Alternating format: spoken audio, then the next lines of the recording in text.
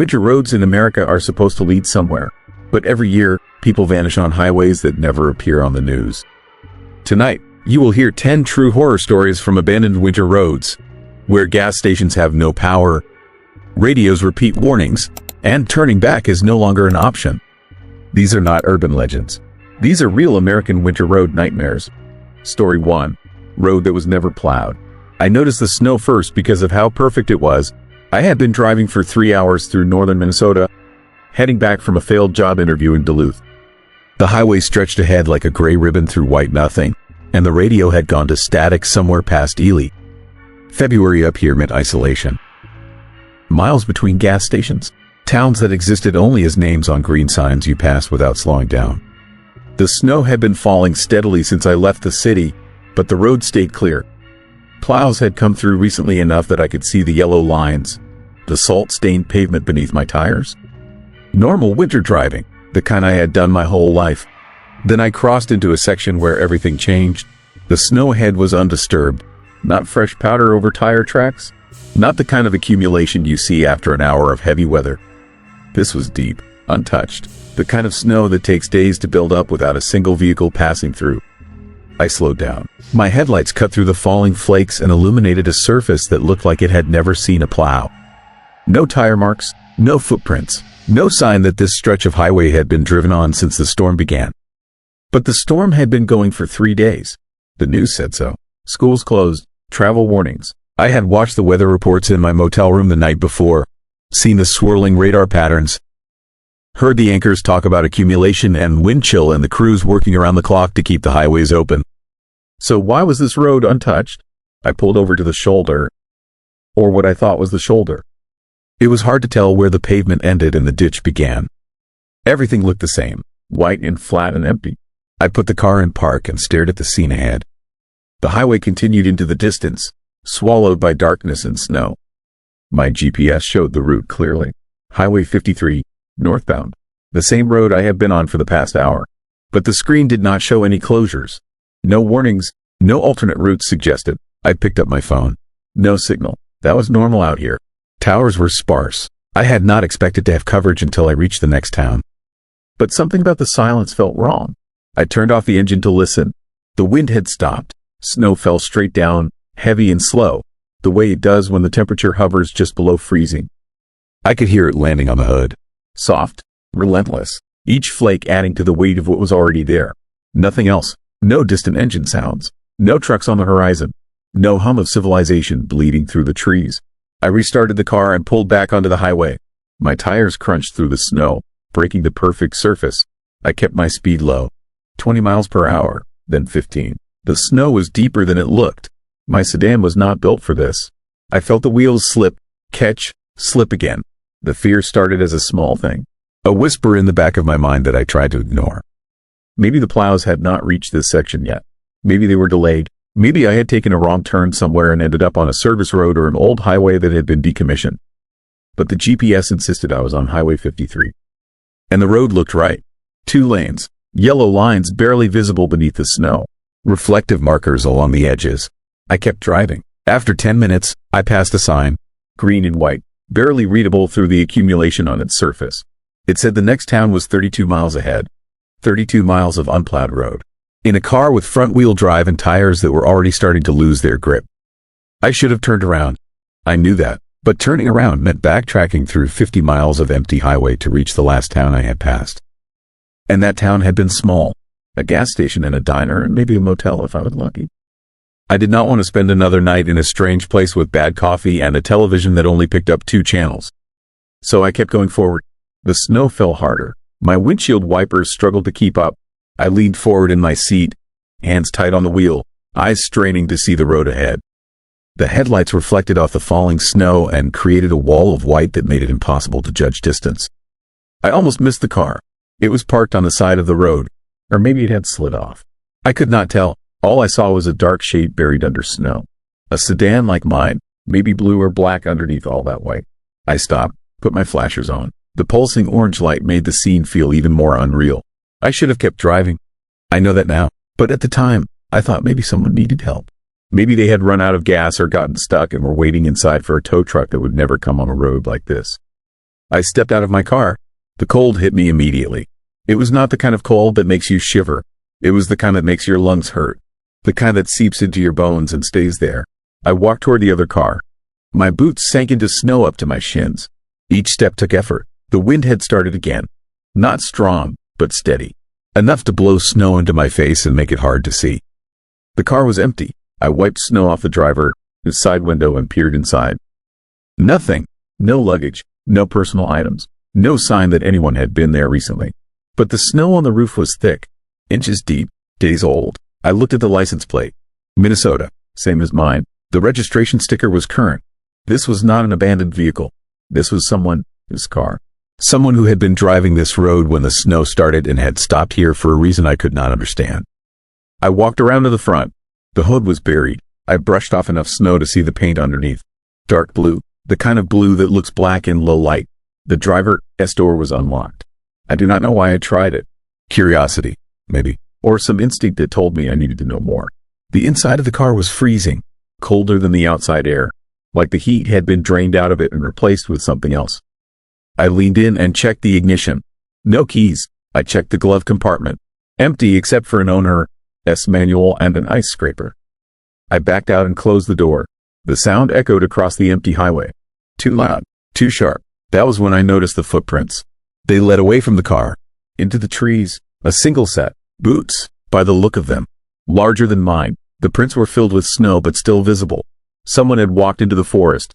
Recently enough that the prints had not been completely erased. I followed them with my eyes. They went straight into the darkness between the pines. No hesitation. No wandering path. Just a straight line into the woods. And then they stopped. Not faded. Not covered by fresh snow. They just ended. As if the person had taken 5 or 6 steps into the trees and then vanished. I stood there for a long time. Too long. The cold was starting to make my hands numb. I could feel the fear now. Not the small whisper anymore. Something bigger. Something that made my chest tight and my breathing shallow. I walked back to my car, got inside, locked the doors, turned the heat on full blast. The road ahead was still empty, still untouched. The snow kept falling. I drove. The next 20 miles felt like a nightmare. The kind where you are moving but not getting anywhere. Where the scenery stays the same no matter how far you go. Trees and snow and darkness. No signs. No lights. No evidence that anyone had been here before me. My gas gauge dropped. I had half a tank when I started this section. Now I was down to a quarter. The engine was working harder in the deep snow. Using more fuel. I did calculations in my head. Tried to figure out if I had enough to reach the next town. The numbers did not look good. I passed another car. This one was a truck.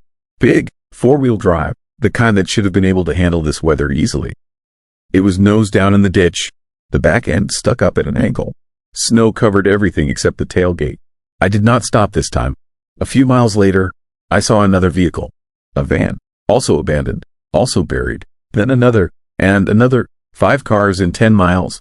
All of them empty. All of them covered in days of snow. The fear became something I could taste.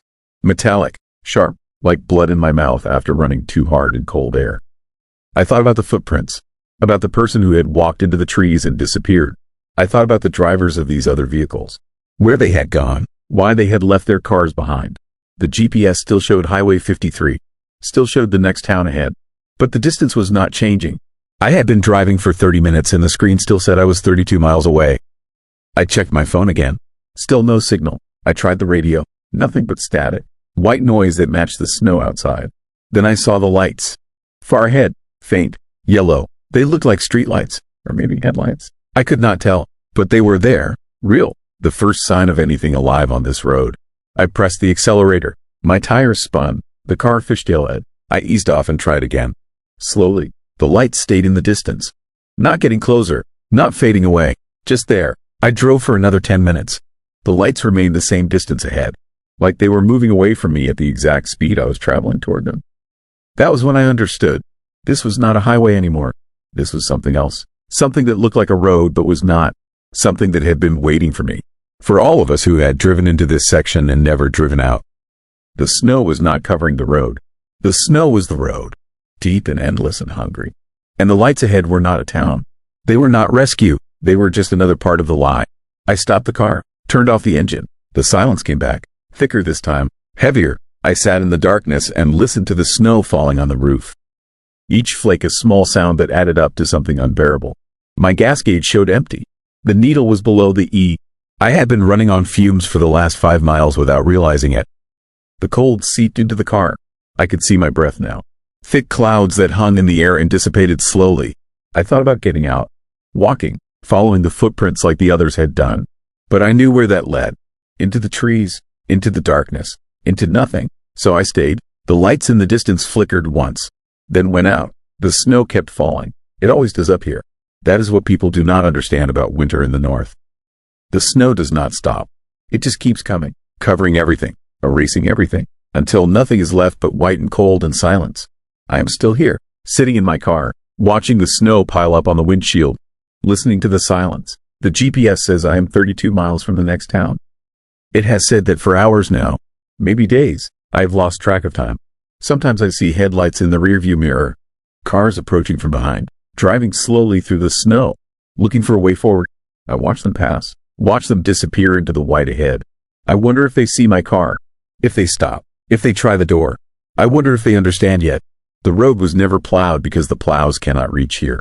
Because this section does not exist on any map they follow. Because the people who drive through here are driving into something that has no end. And I am one of them now. The snow keeps falling. My breath keeps fogging the windows. And somewhere far ahead, in the darkness beyond my headlights, the lights flicker on again. Yellow, faint, waiting, always waiting. Story 2. Mile marker 147. I passed the same mile marker 3 times before I admitted something was wrong. It was just after midnight on Route 81, somewhere in the stretch between Pennsylvania and New York where the highway cuts through nothing but frozen woods and darkness. I had driven this road dozens of times over the years, always alone, always at night after visiting my mother upstate. The drive usually took 4 hours. I knew every exit, every rest stop, every curve where the trees pressed close to the asphalt. But that night, the road felt different. The first time I noticed mile marker 147, I barely registered it. Just a green reflective sign caught in my headlights for a second before disappearing into the rearview mirror. The highway was empty. No other cars ahead or behind me for at least 20 minutes. Just my truck, the white lines, and the endless wall of winter pines on both sides. The heater rattled. The radio had gone to static an hour back, somewhere after I left the last town. I kept it off. The silence felt better somehow. More honest. Outside, fresh snow had started falling. Small dry flakes that scattered across the windshield before the wipers pushed them away. I was tired but alert. The kind of tired that comes from a long day, not the dangerous kind. My eyes felt heavy but my mind was clear. I had coffee 2 hours ago at a gas station. I remembered the clerk, a young guy who barely looked up from his phone. I remembered the fluorescent lights and the way my boots squeaked on the wet tile floor. That was real. That happened. 10 minutes after passing mile marker 147, I saw it again. This time I actually looked at it, confused. The number was clear in my headlights, 147. But I had been driving forward the entire time. No exits, no turns, no reason to see the same marker twice. I told myself I had misread the first one. Maybe it was 146 or 148. The mind plays tricks when you are tired and the road is dark and empty. I adjusted my grip on the steering wheel and focused on the white lines. The snow was falling heavier now, thick enough that my headlights caught each flake like static in the air. The road curved gently left, then straightened out again. I passed a reflective deer crossing sign, then nothing but trees. 5 miles later, I saw mile marker 147 a third time. I slowed down without meaning to, my foot easing off the gas as the sign approached. I stared at it as I passed, making absolutely certain. 147. The same design, the same placement, the same angle beside the shoulder. My chest tightened. I checked the odometer, but the numbers meant nothing without context. I had been driving for over 3 hours. I should have been near the New York border by now, close to the exit that would take me home. Instead, I was passing the same mile marker over and over on a stretch of highway that should not exist. I looked for the next exit sign, anything to confirm where I was. But there was nothing, just the road and the trees and the falling snow. The highway felt narrower than before, the white lines on either side somehow closer together. The darkness beyond my headlights seemed thicker, more absolute. I tried to remember the last exit I had passed. It had been a while, longer than normal, maybe 30 minutes, maybe more. I should have seen at least 2 by now, maybe 3. This part of Route 81 was not desolate.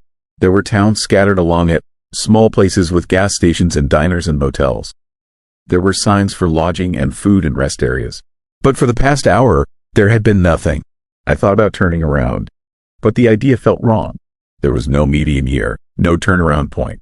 I would have to pull onto the shoulder and execute a full U-turn on a 2-lane highway in falling snow. And even if I did, what would I be driving back toward?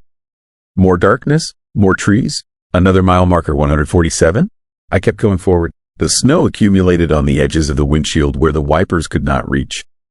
The road began to feel less like a highway and more like a tunnel, the trees pressing closer on both sides, their branches heavy with snow and hanging lower than before. I could not see the sky anymore, just the gray-white canopy above and the black spaces between the trunks. My phone sat in the cup holder, screen dark.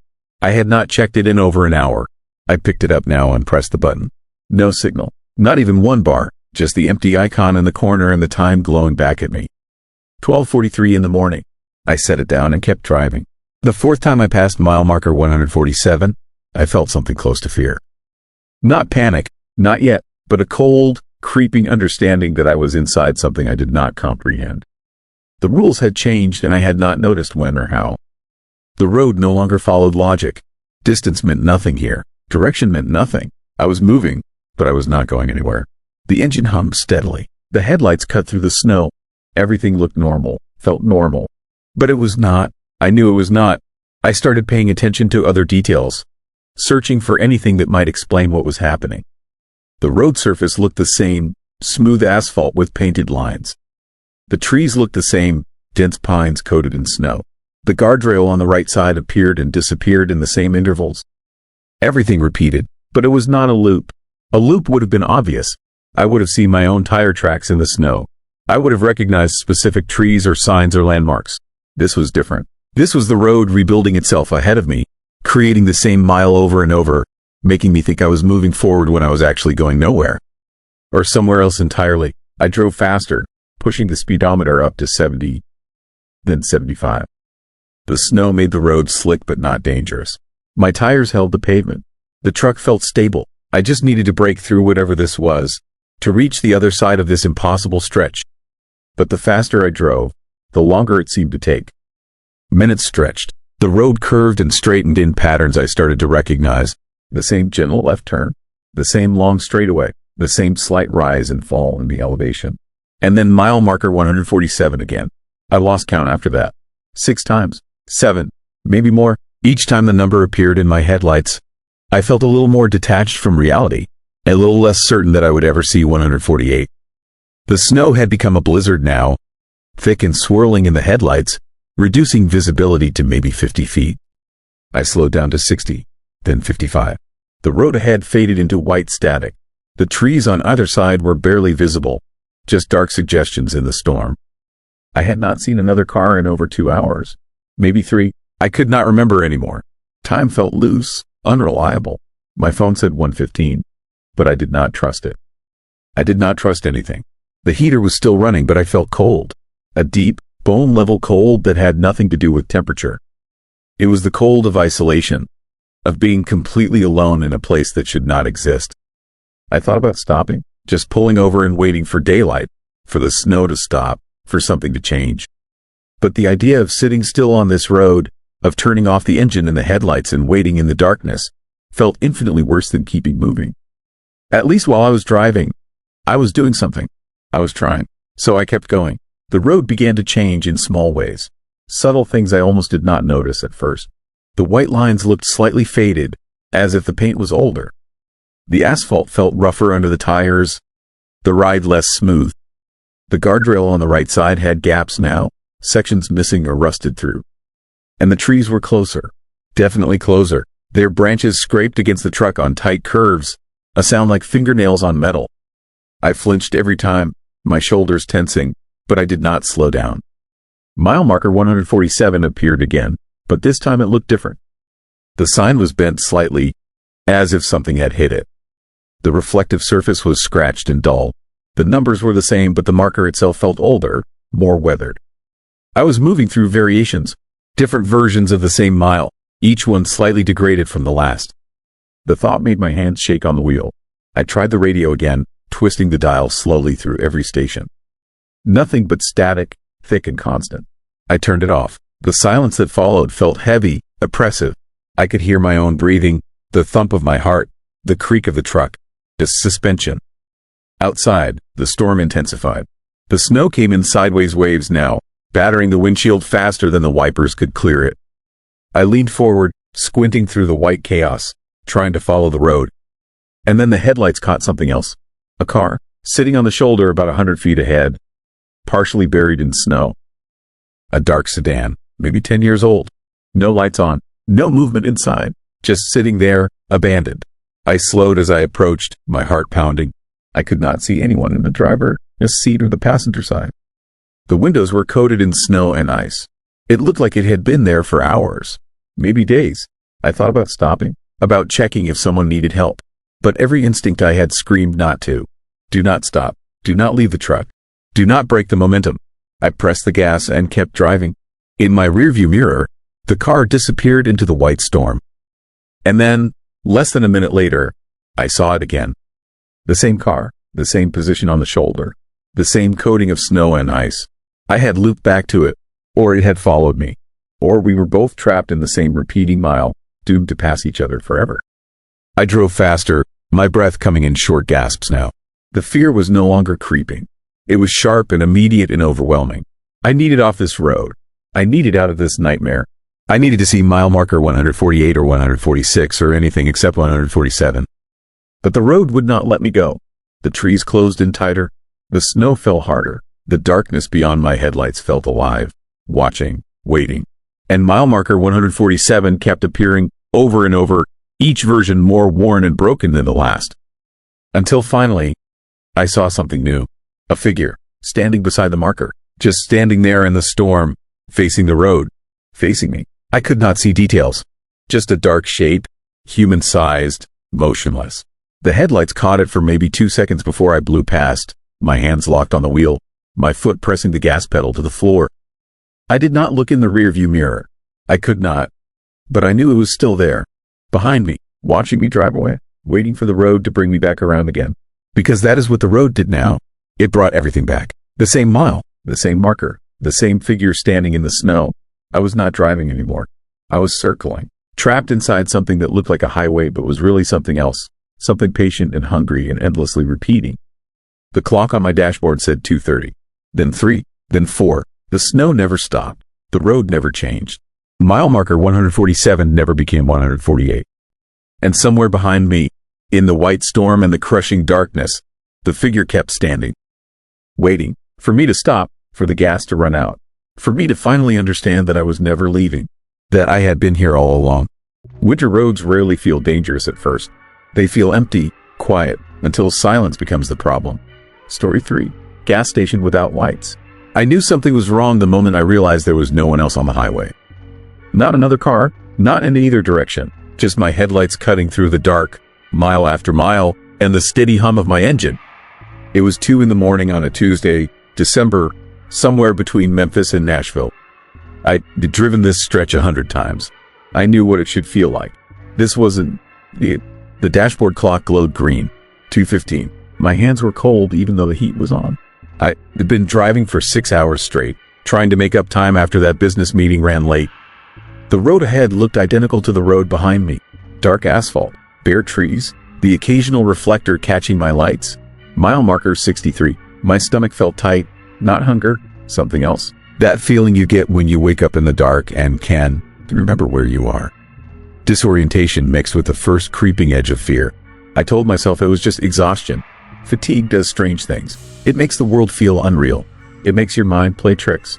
But then I looked at my fuel gauge and felt that sensation drop deeper into my chest. The needle was on empty. Not nearly empty, not approach empty. The red line marked E, and the needle was sitting right on it. It filled up in Memphis. I was sure of it. I remembered pulling into that truck stop. Remembered standing at the pump while the numbers climbed. 223 miles ago. This car got better mileage than that. Not by much, but enough. There was no reason I should be running on vapors yet. I thought about the last sign I'd seen. How long ago was that?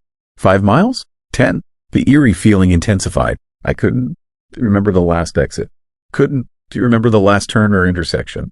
Just the straight road, the darkness, the sense of traveling but not moving, going nowhere while going everywhere. My hands tightened on the wheel. I needed gas. Soon. Not in 10 miles or 20. Now, I had maybe 15, maybe 20 minutes before the engine coughed and died. Then I'd be stranded on this empty stretch of highway in the middle of the night with no cell service, no nearby towns, nothing but darkness in all directions. That thought made my mouth dry. I told myself to stay calm. People don't just run out of gas and die on the highway. Tow trucks exist. I had money. I had a credit card. This would be fine. I'd coast to the next exit, find a station, fill up, and get back on the road. Everything would be fine. But there was no next exit. I drove for another 3 miles watching that fuel gauge stay locked at empty, and there was nothing. No signs, no lights in the distance. Just the dark swallowing my headlights and the road stretching ahead like something without an end. The terror started then. Real terror. The kind that makes your chest tight and your breathing shallow. I was alone on a highway in the middle of nowhere with no fuel and no way out. I could feel the engine starting to labor. The acceleration wasn't as responsive. The car was beginning to die. And then I saw the lights. They appeared around a curve maybe a quarter mile ahead, small and amber-colored, looking almost impossibly far away. A building, a structure, something. I felt a rush of relief so strong it made me dizzy.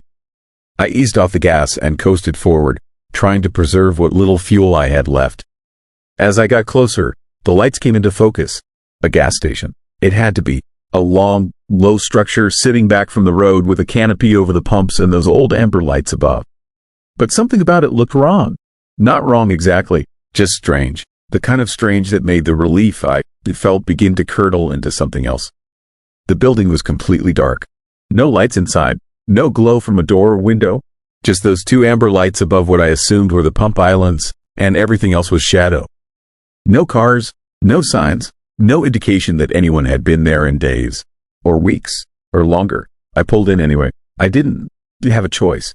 The engine was struggling now, coughing slightly with each acceleration. I pulled up to the pump islands and cut the engine. The silence was immediate and absolute. No traffic sounds, no wind, no distant hum of civilization. Just me and this abandoned structure sitting under 2 amber lights in the middle of the desert of highway darkness.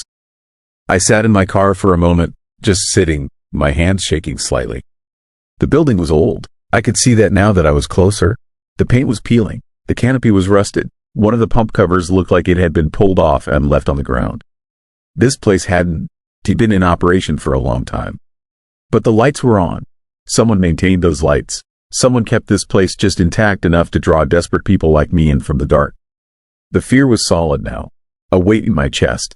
But I needed fuel. I'd worry about the strangeness later. I grabbed my credit card and got out of the car.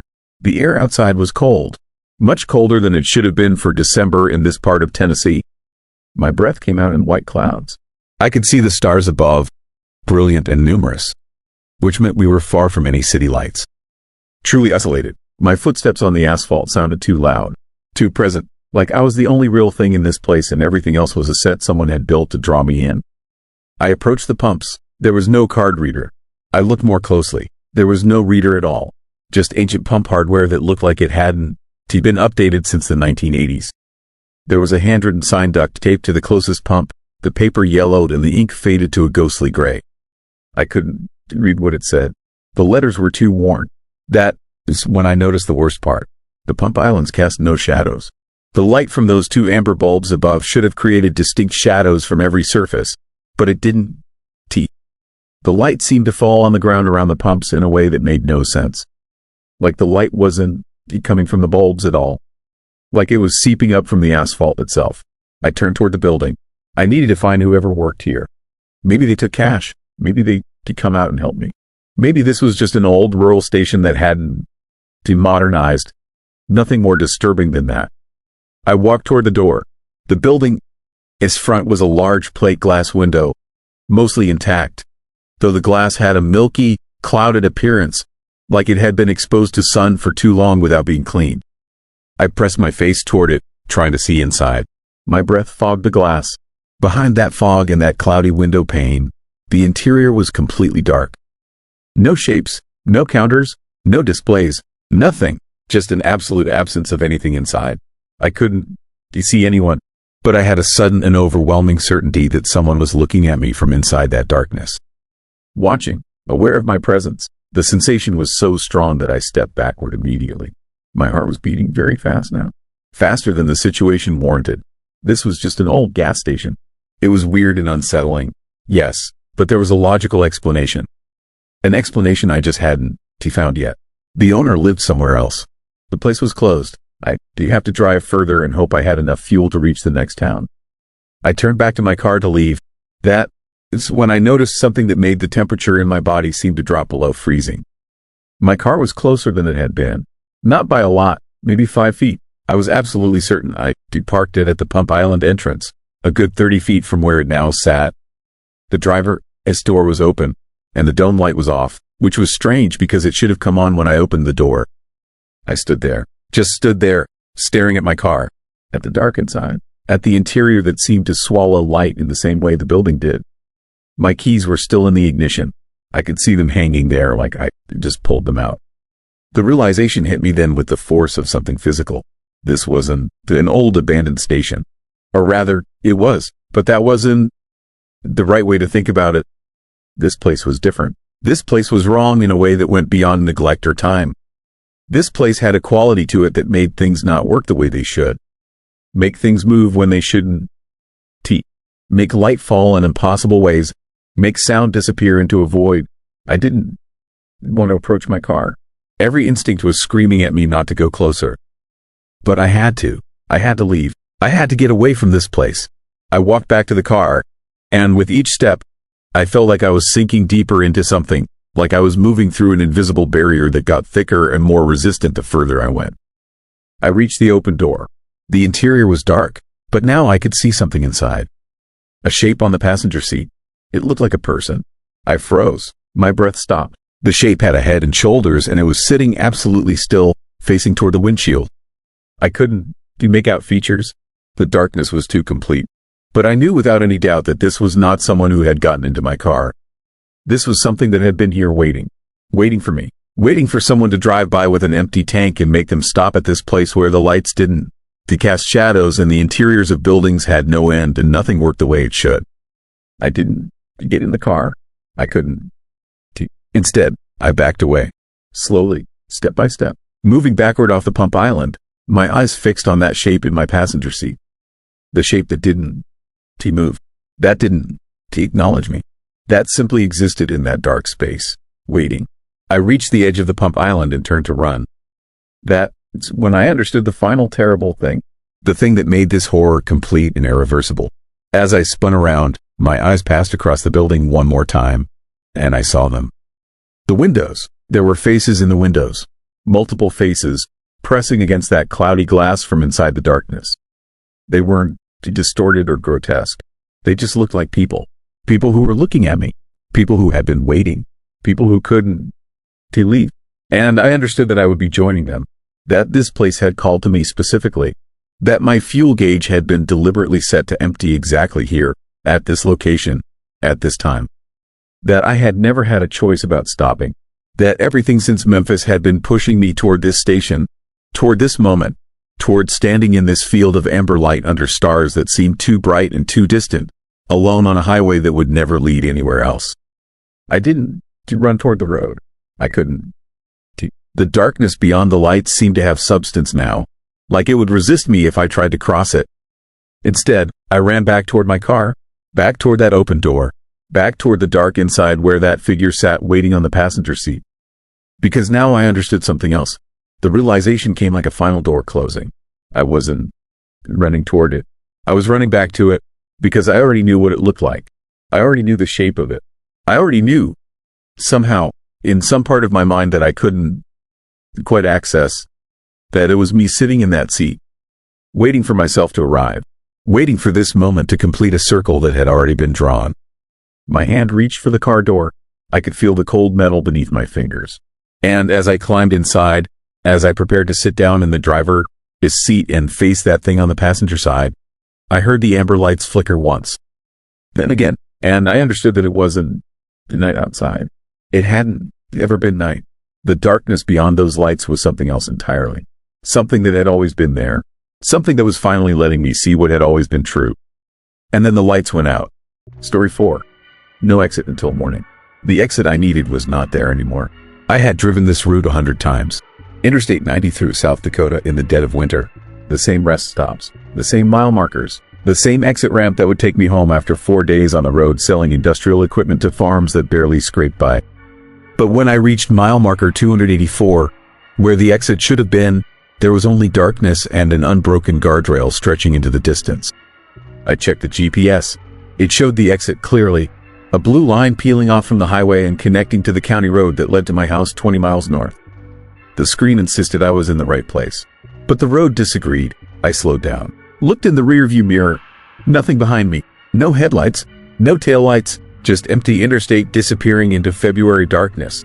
The clock on the dashboard read 11:47 p.m. I had been driving since Denver, 12 hours with only 2 stops for gas and a bathroom break. My eyes burned. My back ached. I wanted to be home. I wanted to see my own driveway, my own front door, my own bed. I kept driving, told myself I had miscounted, that the exit was at 285 or 286. Easy mistake to make when you were tired and the mile markers all look the same in the dark. But 285 came and went, then 286, then 290. No exits, no off-ramps, just the interstate continuing forward through empty plains covered in old snow that reflected the moonlight and made everything look gray and lifeless.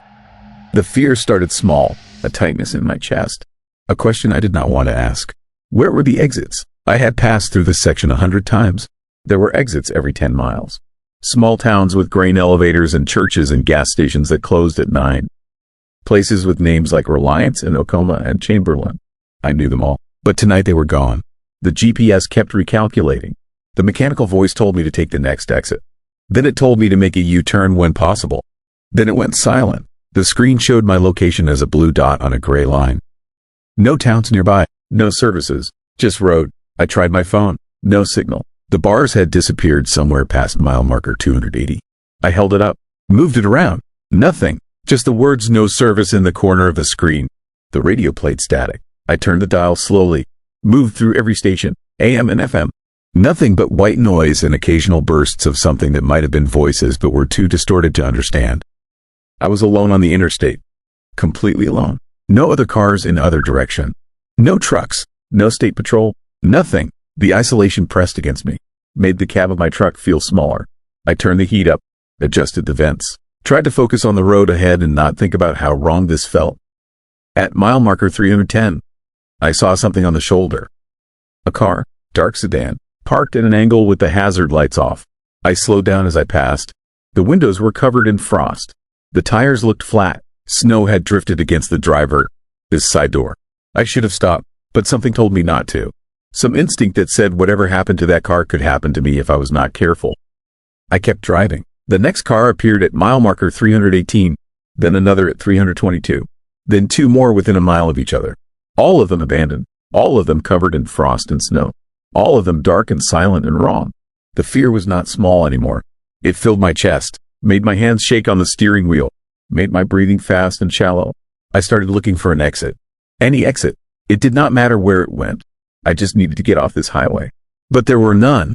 The interstate continued forward in a perfectly straight line.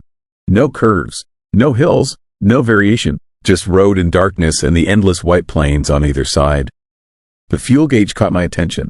3/4 full when I left the last rest stop. Now it showed half. I had only been driving for 90 minutes. The math did not work, but the needle did not lie. I eased off the accelerator, brought my speed down to 55, tried to conserve what I had left. The GPS still showed no towns ahead, no services, no place to stop. At mile marker 340, the interstate split. Not an exit, a fork. 2 lanes going left, 2 lanes going right. No signs indicating which way led where. No overhead markers, just the road dividing into 2 identical paths. I took the right fork. No reason, just instinct. The left fork curved away into darkness and I watched it disappear in my side mirror. The road felt different now. Narrower. The shoulders were gone, just pavement and a white line and then nothing. Blackness on both sides. I could not see the plains anymore. Could not see anything beyond the reach of my headlights. I passed more abandoned cars. They were closer together now. Every mile or two, some were pulled over neatly. Others were stopped in the middle of the lane at odd angles. I had to swerve around them. My tires caught the edge of the pavement once and I felt the truck slide before I corrected. The GPS had stopped working completely. The screen was black. When I touched it, nothing happened. My phone was the same. Dead. Even though the battery had been at 60%. The clock on the dashboard still worked. 12:23 a.m. I had been on this road for over an hour. At 60 miles per hour, I should have crossed into Minnesota by now. Should have seen signs for Sioux Falls. Should have had a dozen exits to choose from. But there was only this road. This endless stretch of pavement that went nowhere. I thought about turning around.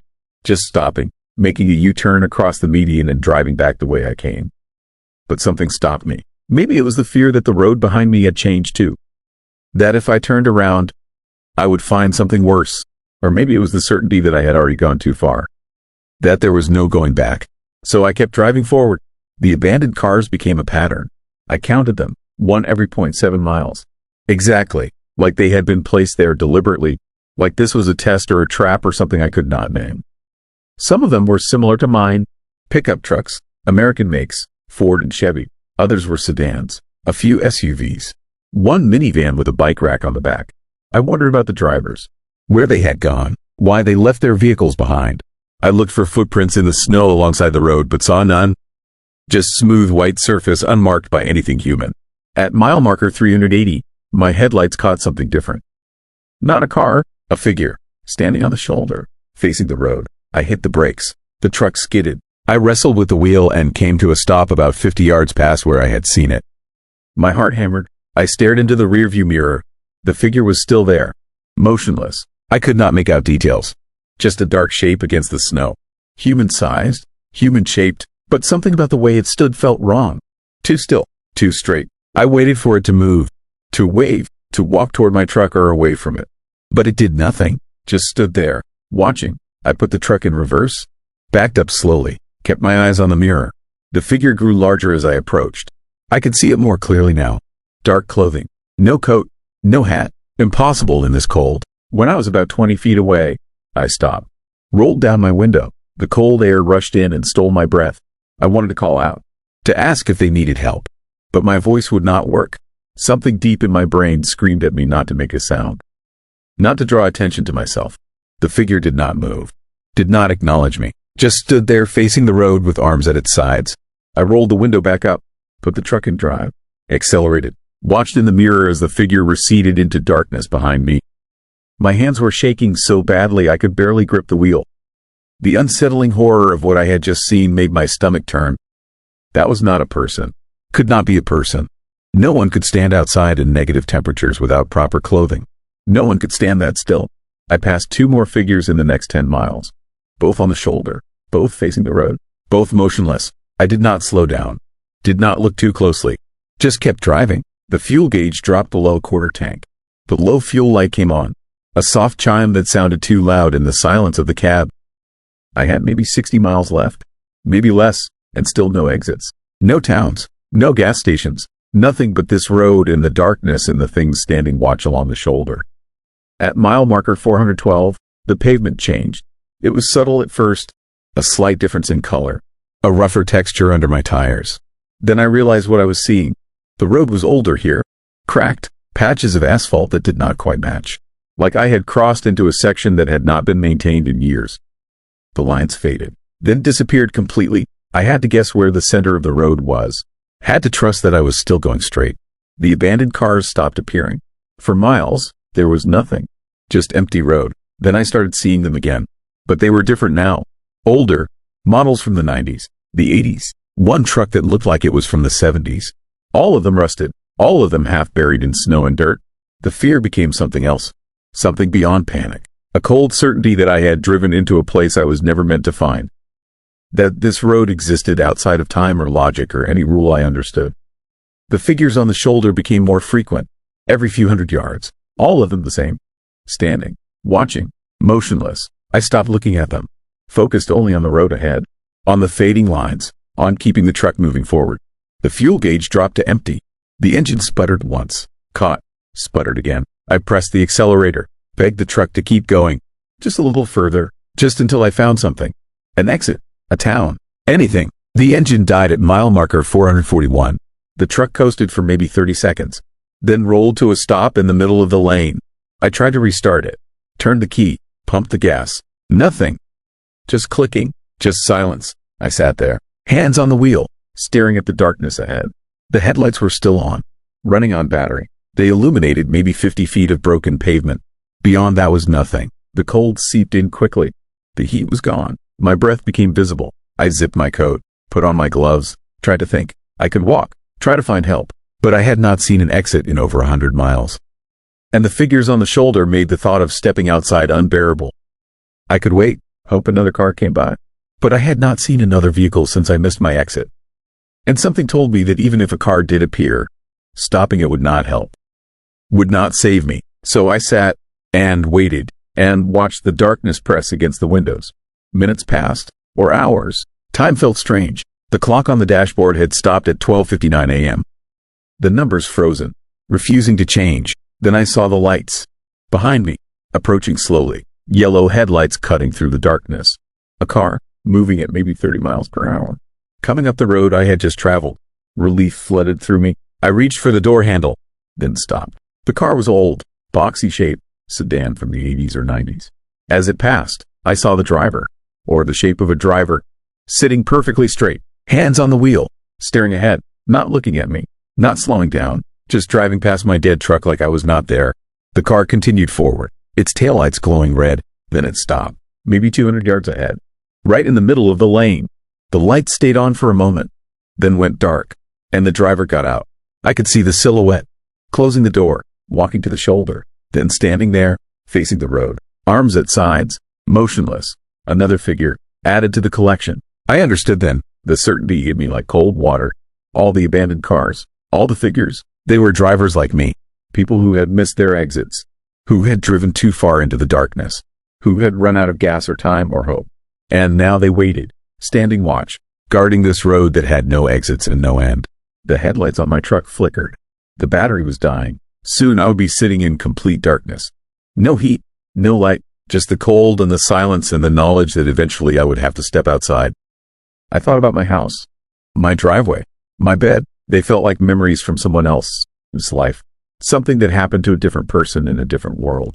The headlights flickered again, then went out. The darkness was absolute. I could not see my hands on the wheel, could not see the dashboard, could not see anything. I sat there, breathing, listening, waiting for morning. But something told me morning would not come.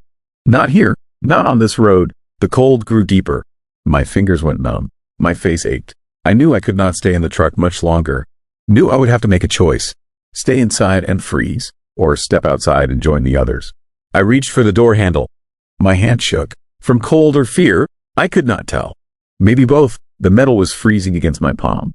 I pulled, heard the latch click, felt the door begin to open. Cold air rushed in, colder than anything I had ever felt. It burned my lungs, made my eyes water. I stepped out. My boots touched pavement. I closed the door behind me, heard it click shut with a finality that made my chest tight. The darkness was complete. I could not see the road, could not see my truck, could not see anything. But I knew where to go. Some instinct pulled me. I walked to the shoulder, found the edge of the pavement, stopped, and I turned, faced the road, straightened my back, let my arms hang at my sides. The cold stopped bothering me. The fear drained away. I felt nothing now, just stillness, just waiting. Somewhere in the darkness, another engine approached. Headlights appeared far down the road. A truck, maybe Ford, maybe Chevy. It did not matter. The driver would pass me, would see me standing here, would keep driving, would run out of gas, would join me eventually. They all did. The road had no exits until morning, and morning never came. On isolated highways, distance becomes meaningless. What looks like a short drive can turn into something much longer. Story 5. Tire tracks that didn't belong to me. The tracks were behind my car when I woke up, but I had not driven anywhere. I stood in the driveway of the cabin, coffee going cold in my hand, staring at the twin lines pressed deep into fresh snow. They came from the woods, curved around my rental car in a wide arc, then disappeared back into the trees on the opposite side. The pattern made no sense. Tracks should lead somewhere, connect to a road or a neighbor's driveway, or at least form a complete path. These just appeared and vanished, like something had circled me in the night and then lifted away. The cabin sat 3 miles from the nearest town, a dot on a map in northern Maine that barely qualified as civilization. I had rented it for 2 weeks to finish a project that had stalled back home. The kind of quiet isolation that was supposed to help me think. No television, no internet, just me in the woods and the weight of winter pressing down on everything. I had been there 4 days. The first 3 were uneventful, silent, exactly what I needed. But that morning, standing in the driveway with the coffee mug shaking slightly in my grip, I felt the first cold edge of fear work its way into my chest. The tracks were fresh. The snow had stopped falling around midnight, and I had woken at dawn. That gave maybe 6 hours for someone to drive out here, circle my car, and leave without making a sound loud enough to wake me. The cabin was small. I would have heard an engine. I would have heard tires crunching through snow. I heard nothing. I walked along the tracks, following them toward the tree line. My boots sank into the snow with each step, the cold air burning my lungs. The tracks were wide, probably from a truck or SUV. The tread pattern was clear and distinct, pressed deep enough to suggest weight and speed. Whoever made them had not been creeping slowly through the dark. They stopped 10 feet into the woods, just ended, as if the vehicle had driven straight into a tree and disappeared. But there was no tree in the way, no disturbance in the snow beyond the final imprint, just emptiness and the skeletal branches of winter oaks stretching overhead. I turned and followed the tracks back the other direction, past my car, toward where they emerged from the forest on the opposite side of the driveway. The pattern repeated. The tracks appeared out of nowhere, no origin point, no trail leading back to a road or path. They simply began, carved their arc around my car, and vanished again. I stood there for a long time, trying to make it logical, trying to find an explanation that did not involve something fundamentally wrong. Maybe another renter had the wrong address. Maybe someone got lost and turned around. Maybe the snow had drifted in a strange way that made the tracks look disconnected when they were not. But I did not believe any of it. I went back inside and locked the door. The cabin felt smaller than before, the walls closer. I checked my phone out of habit, but there was still no signal. There had not been a signal since I arrived. The owner told me that before I signed the rental agreement. No cell service, no internet, no way to contact anyone unless I drove back into town. I looked out the window at my car. The tracks curved around it like a question mark. I decided to drive into town, not because I needed anything, but because the cabin suddenly felt like the wrong place to be. I pulled on my jacket and boots, grabbed my keys, and stepped outside. The tracks were still there, but now there was a second set. These were smaller, thinner. They started at the porch steps and led directly to my car, stopping at the driver's side door. My own footprints from moments ago, heading the opposite direction, were nowhere near them. I had not made those tracks. My throat tightened. I looked around slowly, scanning the trees, the driveway, the empty road barely visible through the pines. Nothing moved. No sound except the faint whisper of wind through branches. The world felt frozen, holding its breath. I walked quickly to my car, snow crunching under my boots. The driver's side door was locked. I had locked it the night before, a habit from living in the city even though there was no one around for miles. I unlocked it now and climbed inside, slamming the door and hitting the lock button immediately. The engine started on the first try. I cranked the heat and sat there, waiting for my hands to stop shaking. Through the windshield, I could see the tracks clearly, the wide ones that circled the car, the narrow ones that led from the porch to my door. And now, in the rearview mirror, a third set. These came from behind the cabin, cut across the backyard, and stopped directly behind my car. Fresh, deep, made within the last few minutes while I was inside. I put the car in reverse and backed out fast, tires spinning slightly in the snow. I did not look behind me. I just focused on the road ahead and drove. The 3 miles into town felt like 30. The road was narrow and winding, hemmed in by trees on both sides. Snow had drifted across sections of the pavement, and I had to slow down to navigate the curves safely. Every few seconds, I checked the rearview mirror, expecting to see headlights following me. But there was nothing, just the empty road and the gray morning light filtering through the overcast sky. The town was barely awake when I arrived. A gas station, a diner, a general store, and a handful of houses clustered around a single intersection. I parked in front of the diner and sat in the car for a moment, trying to calm the unsettling rhythm of my heartbeat. Inside, the diner was warm and bright and smelled like coffee and bacon. 3 people sat at the counter, locals who glanced at me briefly before returning to their meals. I took a booth by the window and ordered coffee from a waitress who looked like she had been working there for decades. I wanted to ask about the cabin, about whether anyone else had rented it recently or if there had been problems with trespassers. But the words felt foolish in the daylight, surrounded by normal people doing normal things. How do you explain tire tracks that appear out of nowhere? How do you describe the cold certainty that something had been circling you while you slept? So I said nothing. I drank my coffee and ate a breakfast I did not taste and tried to convince myself that I had imagined the worst of it. By the time I drove back to the cabin, it was almost noon. The sun had broken through the clouds, and the woods looked less threatening in the clear light. I told myself the tracks were nothing. A prank, maybe. Some local teenagers with too much time and a sick sense of humor. But when I pulled into the driveway, the tracks were gone. Not covered by new snow. Not obscured, just gone. The driveway was smooth and undisturbed, as if nothing had ever marked the surface. Even my own tire tracks from leaving that morning had vanished. I sat in the car, staring at the pristine snow, my mind struggling to process what I was seeing. Tracks do not disappear. Snow does not erase itself, but the evidence in front of me said otherwise. I got out slowly and walked around the car, looking for any sign of the patterns I had seen that morning. Nothing.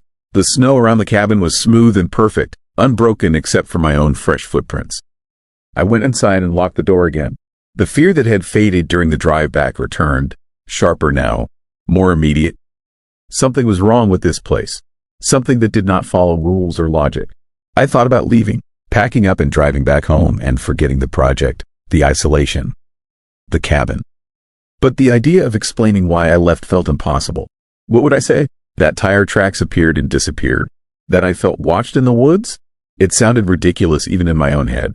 So I stayed. The day passed slowly. I tried to work, but concentration felt impossible. Every small sound made me look toward the windows. Every shift in the light made me check the driveway. By the time darkness fell, my nerves were worn thin. I made dinner and ate without tasting it. I checked the locks on the doors and windows twice. I closed the curtains so I would not have to see the woods pressing close outside. Then I sat on the couch with a book I did not read and waited for exhaustion to override the fear. Sleep came eventually, but it was shallow and fractured. I woke several times, listening to the silence, hearing nothing but my own breathing and the faint creak of the cabin settling in the cold. When I woke for good, it was still dark. The clock on the wall said 4 a.m. I lay there, staring at the ceiling, wondering what had pulled me out of sleep. Then I heard it, an engine, distant but clear, growing closer. I sat up, my heart slamming against my ribs. The sound was unmistakable, a vehicle moving slowly through the woods, somewhere behind the cabin. The engine idled roughly, the way old trucks do in winter. I moved to the window and pulled the curtain aside just enough to see outside. The driveway was empty. My car sat untouched, but the sound continued, circling somewhere in the darkness beyond the tree line.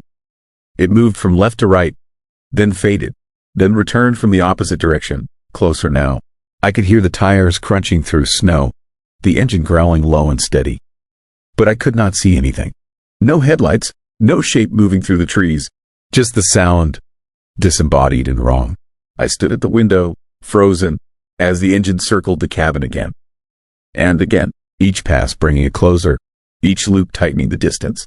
Then it stopped. The silence that followed was worse than the sound.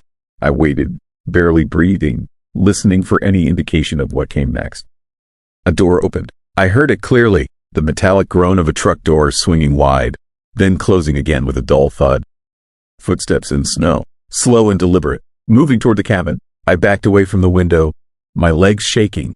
I should have run, should have grabbed my keys and escaped through the front door while I had the chance. But the paralysis of fear held me in place, rooted to the floor. The footsteps reached the porch, stopped at the door. I waited for a knock, for the handle to rattle, for something to happen. But there was nothing, just the weight of a presence on the other side of the door. Standing there, waiting, minutes passed, maybe longer. Time felt distorted, unreliable. I stood in the darkness of the cabin, staring at the locked door, listening to the silence. Then the footsteps moved away, back across the porch, back toward where the engine had stopped. A door opened and closed again. The engine started, and the vehicle drove away, the sound fading gradually into the distance until there was nothing but winter silence again. I did not move until dawn, when the first gray light seeped through the curtains. I finally crossed to the window and looked outside. The snow was covered in tracks. They surrounded the cabin completely, a dense web of overlapping patterns. Circles within circles, loops that crossed and recrossed, all of them fresh, all of them pressed deep into the snow, and all of them behind my car, never in front, never leading away, only closing in. Story 6. Radio wouldn't T-stop. The first time I heard it, I thought the radio was just broken. A repeating sound at 3 in the morning on Route 40 through Indiana, snow falling thick enough that my headlights only reached about 30 feet ahead. The dial was stuck on some dead frequency between stations, producing this low, staticky hum underneath a woman whose voice saying the same sentence over and over. I should have just turned it off. That would have been the normal thing to do. But something about the way she was speaking kept me from reaching for the knob. Not panicked, not desperate, just steady and urgent. The way someone sounds when they are telling you something that matters and they need you to understand it the first time because there will not be a second chance. I leaned closer to the speaker. The static was thick, but the voice cut through it clearly enough. She kept saying the same words, over and over, the same warning, the same impossible message. I couldn't quite make out what she was saying at first. The vowels were unclear, distorted by whatever had broken the radio into this state of perpetual repetition. I tried the power button. Nothing happened. The radio kept playing. I tried turning the dial. It wouldn't move. The frequency indicator was frozen somewhere between 88 and 89, pointing at nothing, at the empty space between stations where there should be only silence. But there was no silence. There was only that woman, this voice, steady and relentless, saying something I needed to understand. That is when I realized what she was saying. Do not stop driving. Do not stop the car. Do not pull over. Do not stop. The words were simple. The meaning was clear. And the terror that flooded through me in that moment was the kind of terror that makes your hands shake on the steering wheel and your breathing go shallow. I looked in my rearview mirror. Behind me was nothing but darkness and snow. Just the white shapes of flakes moving through my taillight glow before disappearing into the black. In front of me, the road curved gently to the left, disappearing into a wall of falling snow and darkness. I had not seen another car for over an hour. Had not seen another vehicle since I left Indianapolis. Had not seen lights or buildings or any sign that civilization still existed anywhere beyond my headlights. The voice kept repeating, do not stop driving. Do not stop the car. Do not pull over. Do not stop. I tried turning the radio off again. Tried the volume dial. Tried pressing the source button to switch to a different input. Everything was frozen. The radio had become a single unmoving thing, locked into this one frequency. This one message. This one terrible warning that I could not silence. The snow was getting worse. I could barely see the road now, maybe 50 feet of visibility. The windshield wipers were working overtime, moving back and forth in a rhythm that almost matched the cadence of the woman's voice. My hands were starting to hurt from gripping the wheels so tightly. I forced myself to relax them, forced myself to breathe, but the warning kept coming through the speaker. Do not stop driving. Do not stop the car. Do not pull over. Do not stop. I told myself that the radio was malfunctioning, that some local station was broadcasting an emergency message and the radio had latched onto it, that there was a logical explanation. But the problem was, I could not think of what kind of emergency warning would just repeat the same sentence endlessly. Weather alerts told you where the weather was and where you should go. Amber alerts gave you information. This was just a warning, a command, a voice that seemed to know I was listening. The road curved sharply to the right. I took the turn carefully, my tires hissing on the wet snow. The darkness seemed to press in on me from all sides. I was driving through a tunnel of my own making, my headlights the only thing holding back the weight of the night. That is when I noticed the rest stops. They appeared out of the darkness like structures I had not seen before, even though I must have passed them. They were marked by small reflective signs on the side of the road. I could see the symbols for bathrooms and telephones, and each time one appeared, the woman's voice seemed to get slightly louder, the warning more intense. Do not stop driving. Do not stop the car. Do not pull over. Do not stop. I passed 3 rest stops without slowing down, kept my foot steady on the accelerator. The snow continued to fall. The darkness continued to deepen, and the voice continued its repetitive, chilling insistence that I must keep driving. But I had been awake for 18 hours. My eyes were burning. My concentration was starting to slip. The white lines on the road were starting to look like they were moving, like they were flowing backward toward the darkness behind me.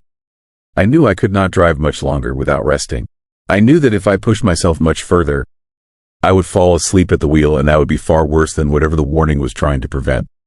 Yet every time I thought about pulling over, every time I imagined myself turning off the engine and closing my eyes for just 20 minutes. The voice would surge through the speaker.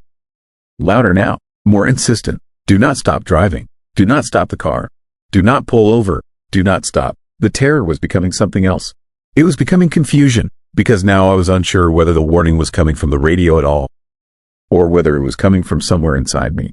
Whether something in my mind had decided that stopping was dangerous, and the radio was just the medium it had chosen to express this fear. I looked at the clock on the dashboard. 3:52. I had been driving for over 20 hours without sleep. My vision was starting to tunnel at the edges. The world outside the car felt less real. The snow was falling in patterns that seemed almost organized. Like it was falling in a rhythm. Like something was controlling it. Like everything outside this car was part of something I did not understand and did not want to understand. That is when I saw the car. It was on the side of the road about a quarter mile ahead. A blue sedan, parked at an angle in the snow. No lights, no hazard flashers, just sitting there like it had been abandoned. As I approached, I could see that there was someone inside. In the driver's seat. Motionless. Every survival instinct I had was screaming at me to slow down. To pull over. To help. That is what you do when you see someone in trouble. You stop. You help. It is basic human decency. But the radio was getting louder. The woman's voice was not louder in volume, but louder in intensity. More desperate. More certain. Do not stop driving. Do not stop the car. Do not pull over. Do not stop. I kept driving. I forced myself to keep my eyes forward. Forced myself to press the accelerator slightly more. The blue sedan disappeared behind me, swallowed by the darkness and the falling snow. And I felt something break inside of me as I drove past that car. The snow began to let up around 4 in the morning. The clouds started to break apart.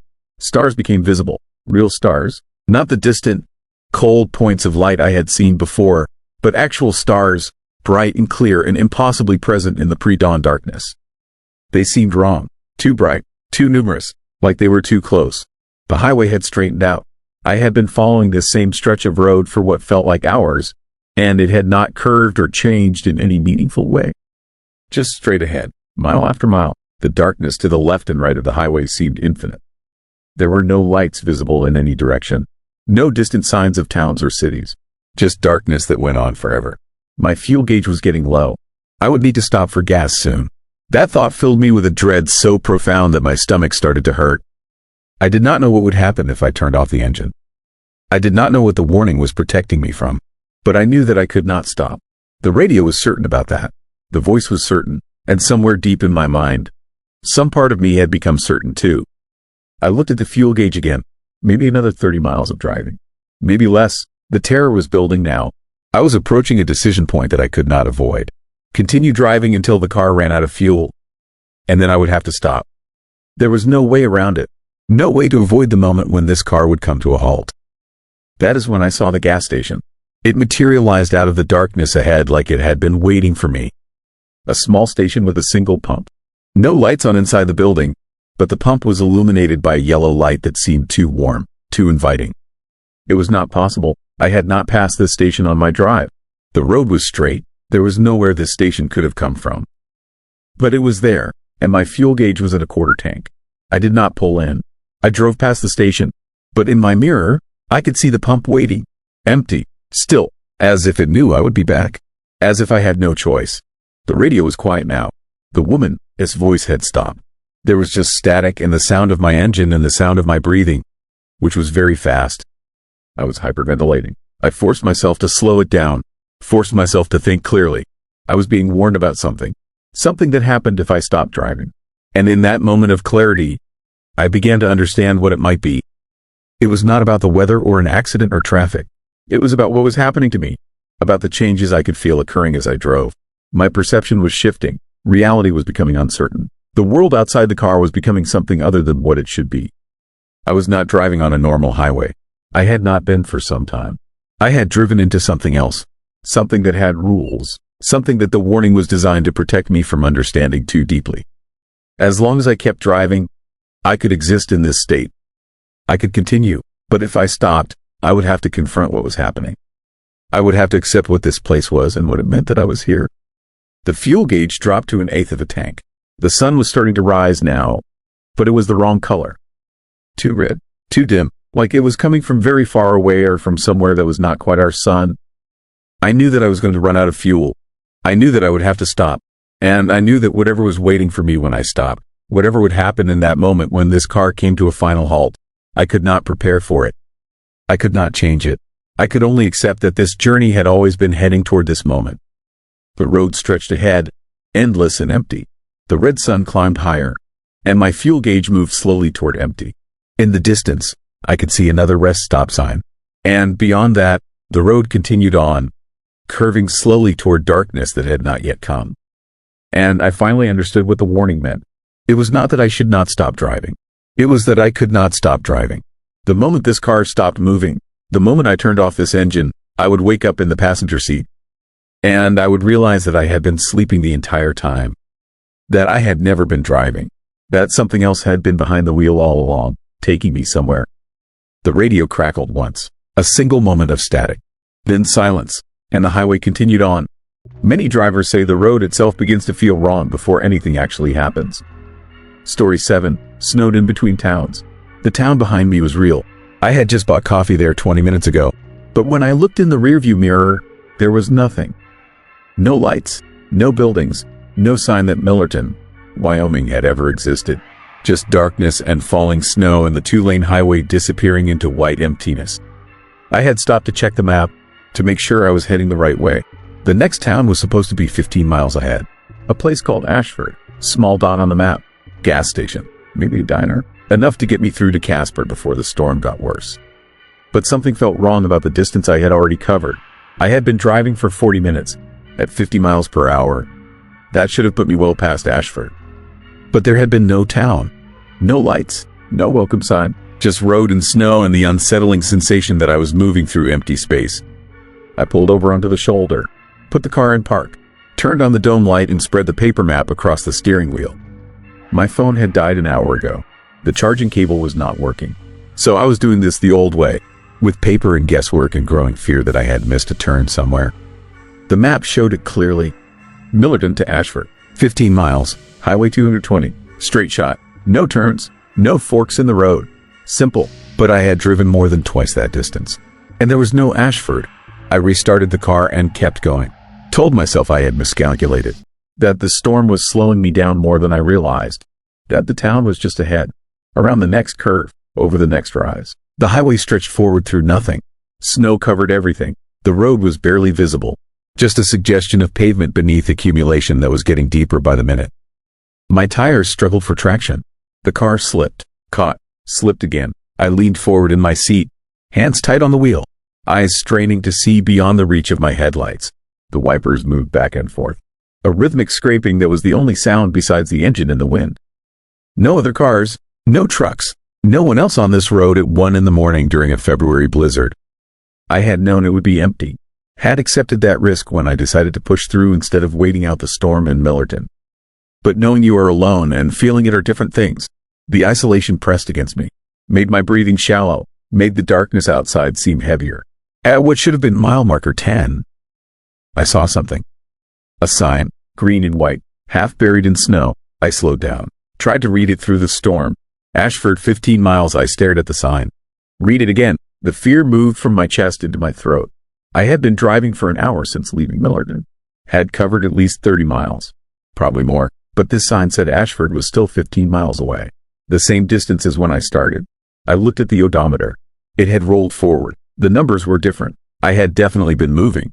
Definitely using gas. The tank was down to 3/4 from full. But somehow the distance had not changed. I kept driving. Faster now. The car fishtail ed on the snow. I did not care. I needed to see something. Anything. A house. A barn. A mailbox. Some proof that this road went somewhere. The highway continued through emptiness. No trees. No fences. No variation in the landscape. Just flat white nothing on both sides of the road. Like I was driving through a void that wore the shape of Wyoming but contained nothing real. The temperature outside was dropping. The dashboard display showed -8 degrees. Inside the car, even with the heat on full blast, I could see my breath. Faint wisps of vapor that appeared and vanished with each exhale. At what my internal clock insisted was mile 15, I passed another sign. Ashford, 15 miles. Exactly the same. Same font. Same placement. Same layer of snow obscuring the bottom edge. My hands started shaking, not from cold, from the realization that something was deeply wrong with this road, with this distance, with the space between these two towns that should have been simple and ordinary and safe. I thought about turning around, driving back to Millerton, but when I looked in the rearview mirror, the road behind me was gone. Not covered by snow, not hidden by darkness, just gone, like it had ceased to exist the moment I passed over it.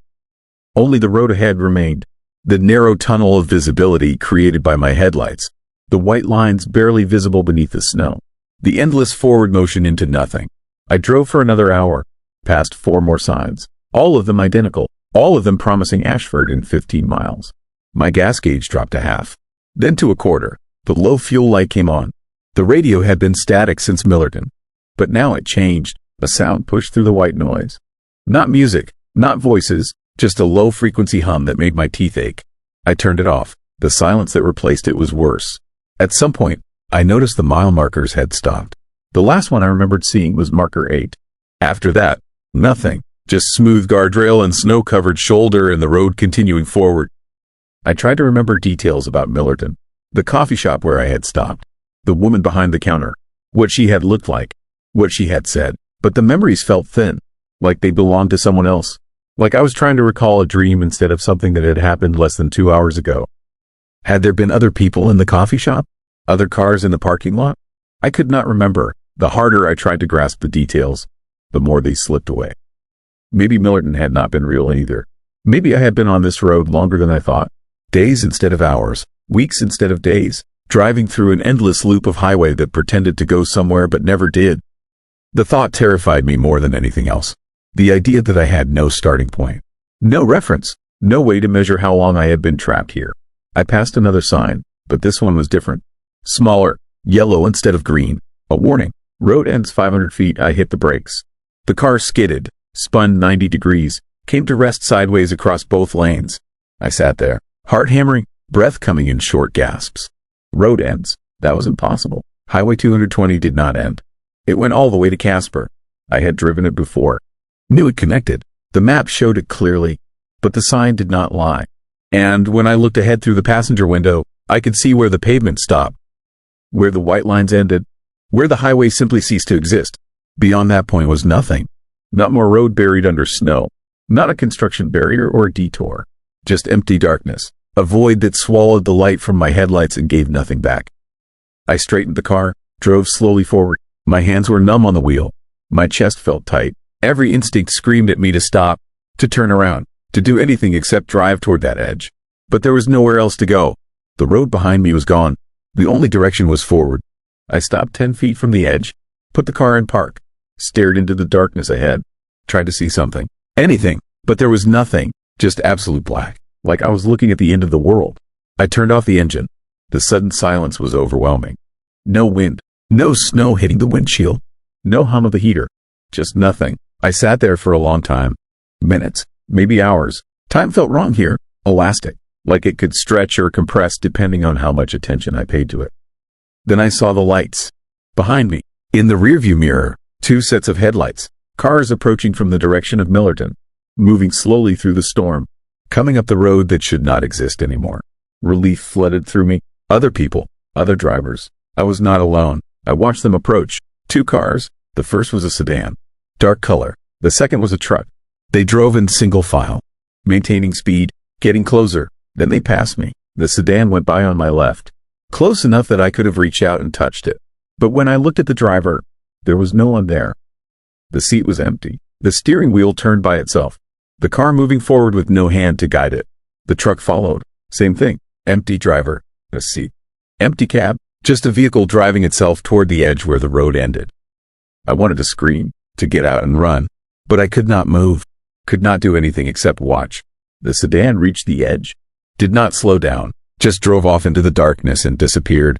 No sound of impact, no crash, just gone. The truck followed, rolled off the edge, vanished into nothing. The silence came back, heavier than before. I understood then. This road had no end because it had no beginning. These 2 towns existed on the map, but the distance between them was not real, was not measurable, was something that consumed anyone who tried to cross it. The snow had stopped falling. I had not noticed when, but now the air was still, clear. I could see stars overhead. Thousands of them. Too many. Like the sky had opened up and revealed something it was never meant to show. My gas gauge read empty. The engine would not restart. I tried, turned the key again and again. Nothing. Just clicking, just silence. The cold seeped in fast. Within minutes, I could not feel my fingers. My face hurt. My breath came out in thick clouds that hung in the air. I knew I should stay in the car. That getting out in negative temperatures without proper gear was death. But something pulled me. Some instinct that said staying was worse. I opened the door, stepped out into the snow. My boots crunched. The sound echoed across the empty highway. Went on longer than it should have. Like the space around me was bigger than it appeared. I walked to the edge, stood where the pavement ended, looked down into the darkness. It was not a cliff, not a drop-off, just nothing, a complete absence of anything. Looking at it made my eyes hurt, made my brain struggle to process what it was seeing, or not seeing. I thought about stepping off, following the other cars into whatever existed beyond the edge, but my legs would not move. Some final thread of self-preservation held me in place. Behind me, I heard an engine, turned, saw headlights approaching.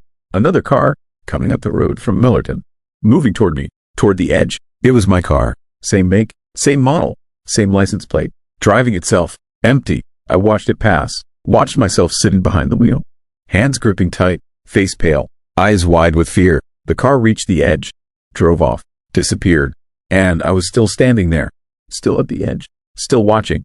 But I was also in the car, driving forward, seeing the lights ahead. Another vehicle stopped at the edge, a person standing in the snow, watching. I was both, the driver and the watcher, the one trapped in the loop and the one observing it, existing in two places simultaneously, folded into myself like a road that connected nothing to nothing. The snow started falling again. Heavy, thick, it covered my shoulders, my hair, my face. I did not brush it off, did not move. More cars came, one every few minutes, all of them empty, all of them driving off the edge. Some of them were mine, some belonged to others. Other drivers who had tried to cross between towns that did not connect. The cold stopped bothering me. I could not feel it anymore. Could not feel anything. Just the weight of standing, of watching, of waiting for something that would never come. In the distance, far behind me, I could see lights. Millerton. Still there. Still real. 15 miles away. The same distance it had always been. And ahead, where the road ended, I could see other lights. Faint. Flickering. Ashford. Also 15 miles away, also unreachable. Two towns that existed, a road between them that did not. And me, standing at the edge, driving toward it, watching myself arrive, over and over, an endless loop of distance that could never be crossed. The snow kept falling, the cars kept coming, and I kept standing there, waiting, between towns that would never connect, on a road that led nowhere, always 15 miles away, always arriving, always at the edge, never crossing, never stopping.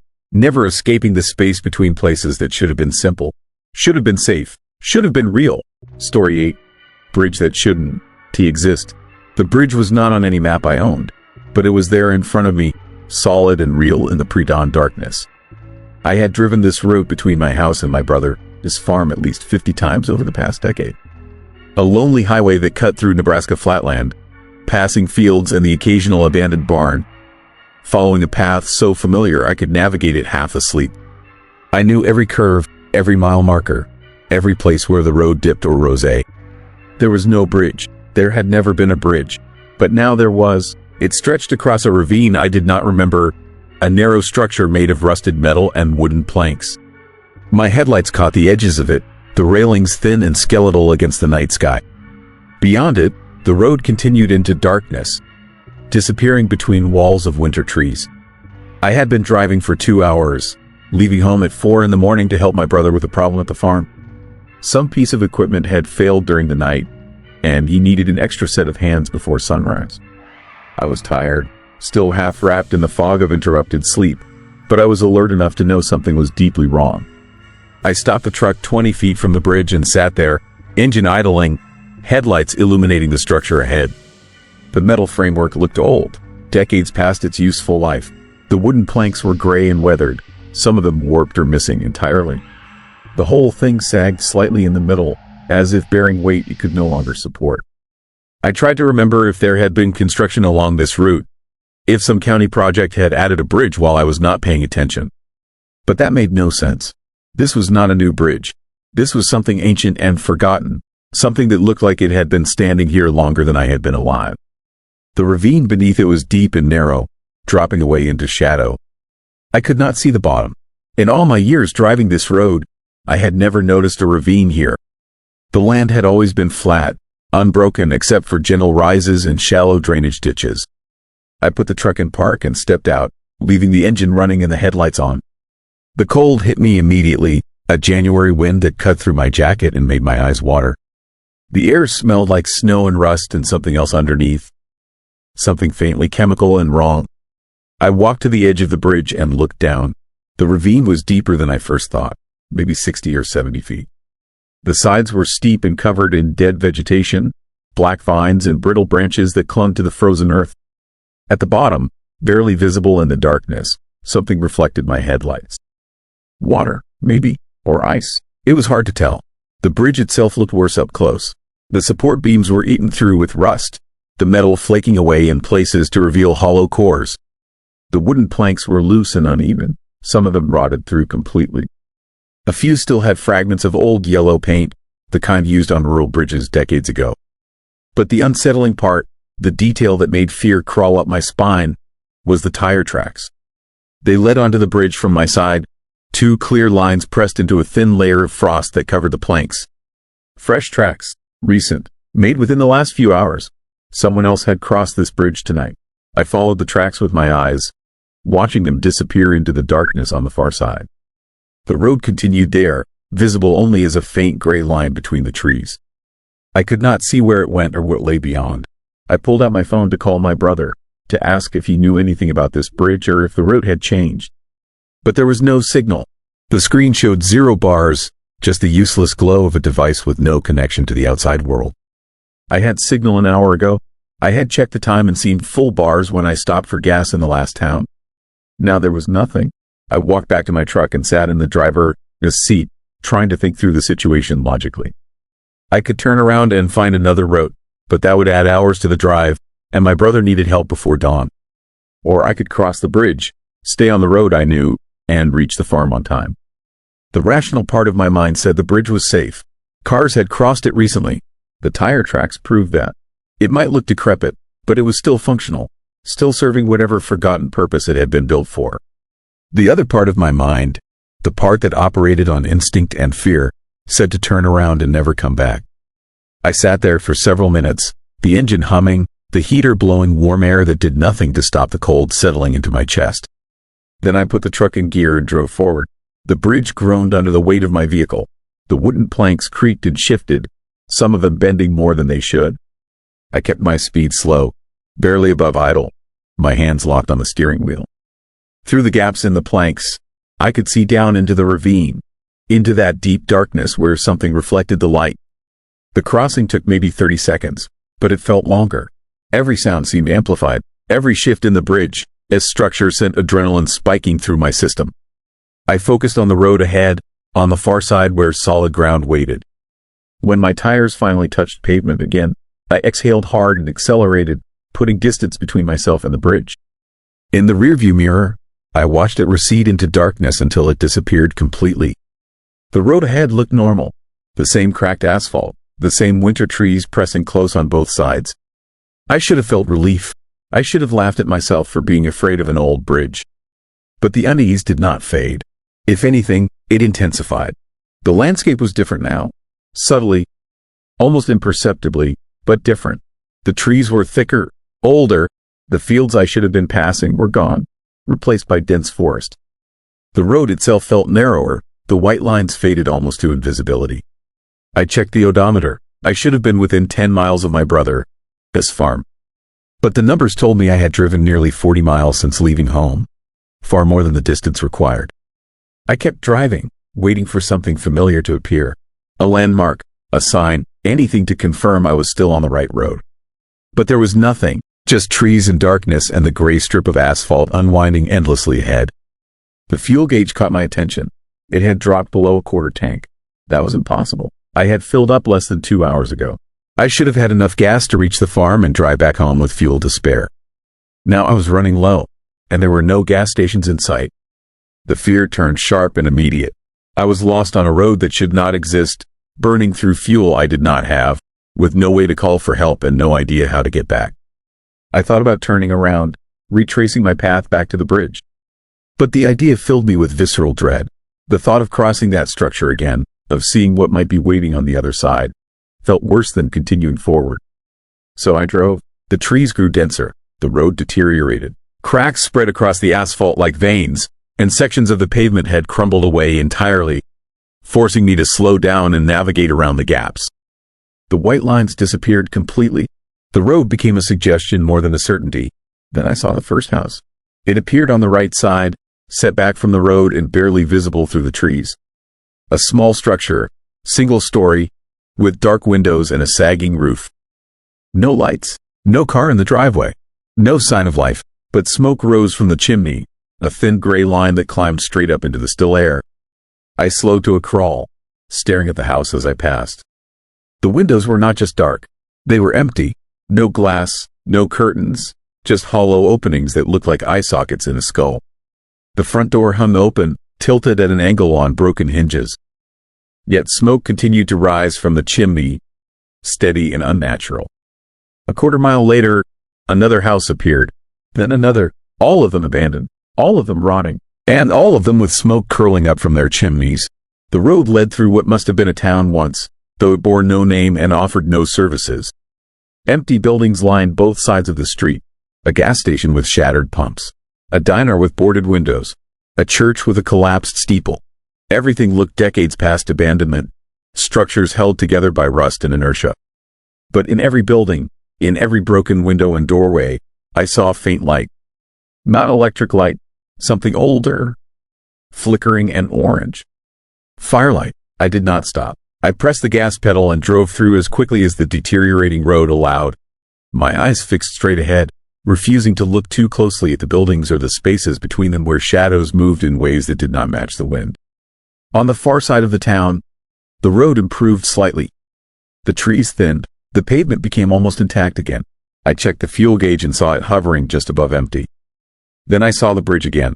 It appeared ahead of me, exactly as it had been before.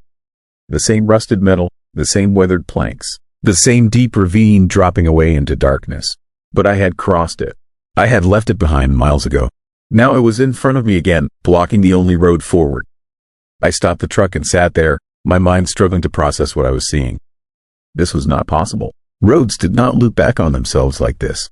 Bridges did not relocate, unless I had never left. Unless the crossing I made earlier was an illusion, and I had been driving in circles this entire time. I looked in the rearview mirror, back toward the abandoned town I had just passed through. The road behind me was empty. No buildings, no houses with smoking chimneys. Just trees and darkness stretching into the distance. The town was gone. I turned back to the bridge. The tire tracks were still there, pressed into the frost on the planks. But now there was a second set beside them. Narrower, lighter, made by a different vehicle, or made by my truck on a second crossing.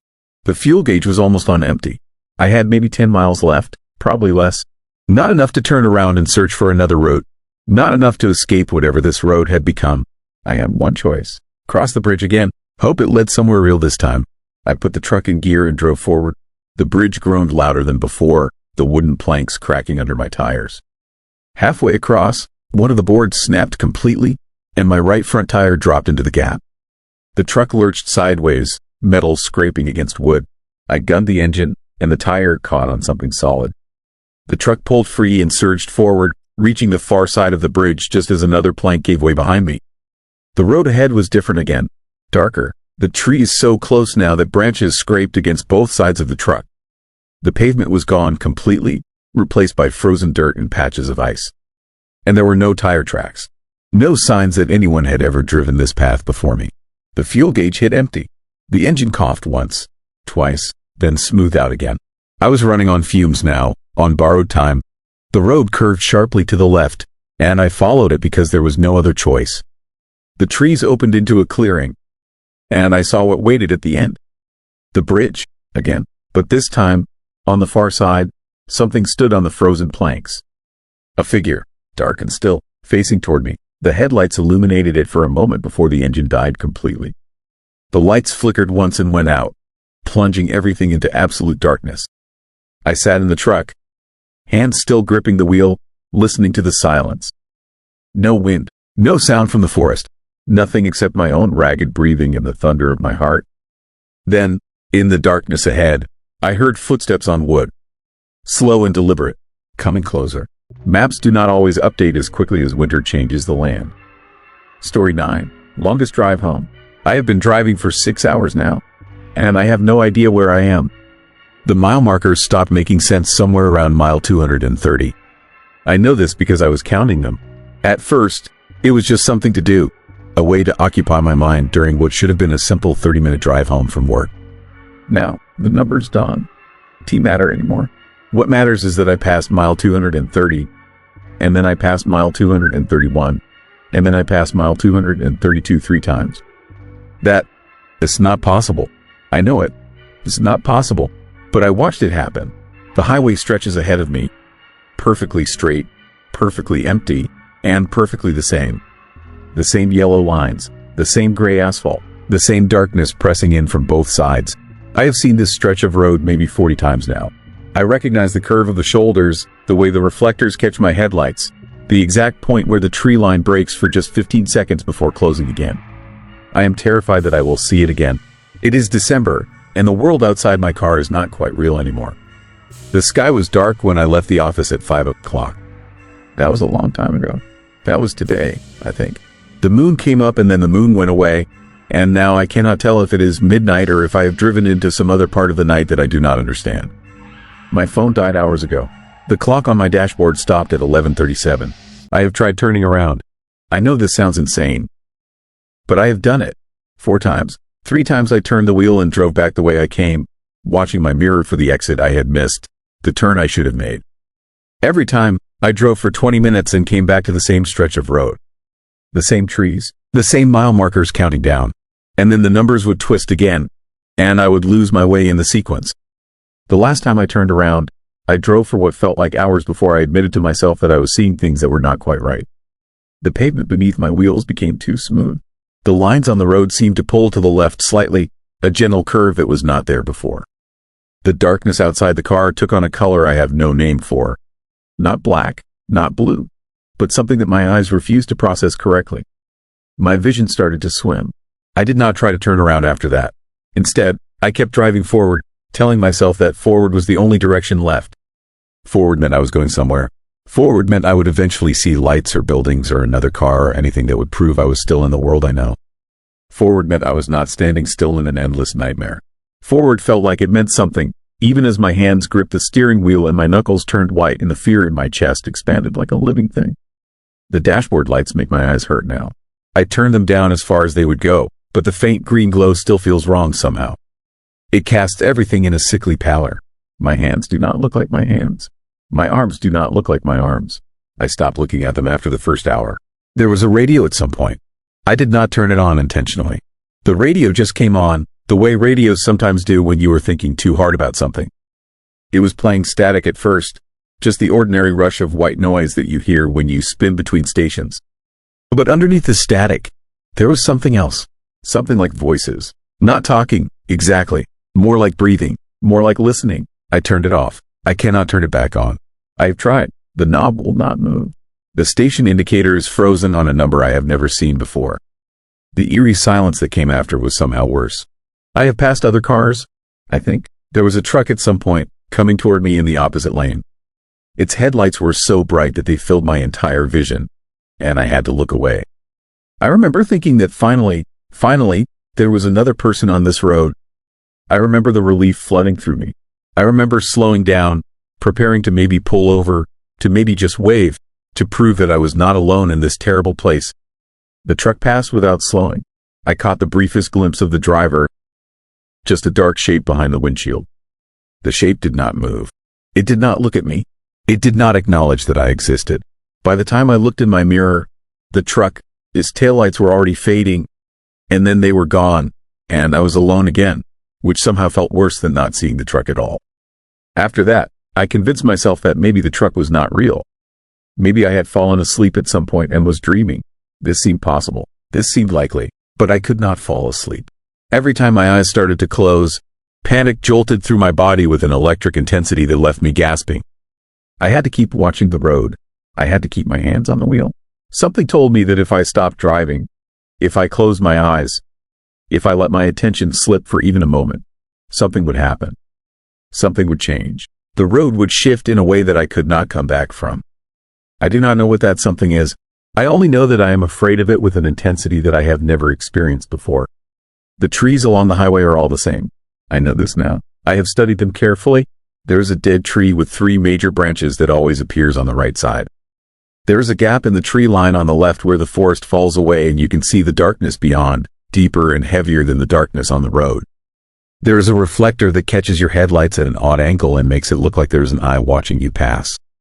I see these things again and again. The first time I consciously noticed the repetition, I felt a terrible clarity bloom in my chest. A kind of knowledge that was both absolute and impossible. I pulled over. I sat in my car with my hands shaking and my breathing coming in short, sharp gasps, and I waited for the fear to pass. It did not pass. Instead, it sank deeper into my bones, becoming something cold and permanent. When I started driving again, the road was slightly different. Not in any way I could point to and explain. Just different. The proportions seemed slightly off. The distance between trees seemed to have changed. The road ahead seemed to stretch further than it had before. Or perhaps I had not been paying close enough attention. Perhaps I had simply never looked carefully enough. I have been paying very close attention now for a very long time, and I still cannot tell which is true. My car has always been reliable. I have never had a reason to distrust it. But somewhere in this drive, I started to wonder if the car itself was part of the problem. I wondered if maybe the car was not actually moving. Maybe I had been sitting in the parking lot of my office the whole time, my mind spinning wheels while my body remained perfectly still. This thought came to me around what I think was 3 a.m. The thought was so vivid and so certain that I pulled over and pressed my foot on the accelerator, and the engine roared, and the car lurched forward. The speedometer climbed to 40, 50, 60 miles per hour. The world outside streamed past my windows at a reasonable velocity, but the mile markers did not change, and the same stretch of road did not become a different stretch of road. And the darkness did not give way to anything else. And I realized that I could not trust my instruments anymore. And I could not trust my eyes. And I could not trust the sensation of motion that the car was giving me. So I turned off the engine. I coasted to a stop on the shoulder of the highway. And I sat in the silence with my heart hammering in my chest. And I tried very hard not to think about what any of this meant. The silence outside the car is a different kind of silence. It is not the absence of sound. It is the presence of something that swallows sound. The tires of my car do not crunch on the gravel of the shoulder. My breathing does not echo inside the vehicle. Even when I opened the door and stepped out onto the cold asphalt, even when I walked to the back of my car and looked up at the sky, expecting maybe to find some landmark or some evidence that the world still existed, even then, the silence was absolute and complete. The sky was the wrong color. I cannot describe it better than that. It was the color of a bruise. It was the color of something that should not exist. The stars were visible, but they were not arranged in any pattern that I recognized. They were too close to each other. They were moving. I watched them shift and rearrange themselves, and I realized that I was not looking at stars. I was looking at something else that only resembled stars when you did not study it too carefully. I got back in my car and locked all the doors. I have tried to think about how long I have been driving. I have tried to keep track of time, but time has become as unreliable as everything else. I know that I left my office at 5 o'clock in the afternoon on a Tuesday. Or it was a Wednesday. I know that the drive should have taken 30 minutes. I know that it has not taken 30 minutes. Beyond that, nothing is certain. My watch stopped. The clock on my dashboard stopped. My mind has started to feel like it is moving at a different speed than the world, or what is left of it. I have been thinking about my apartment.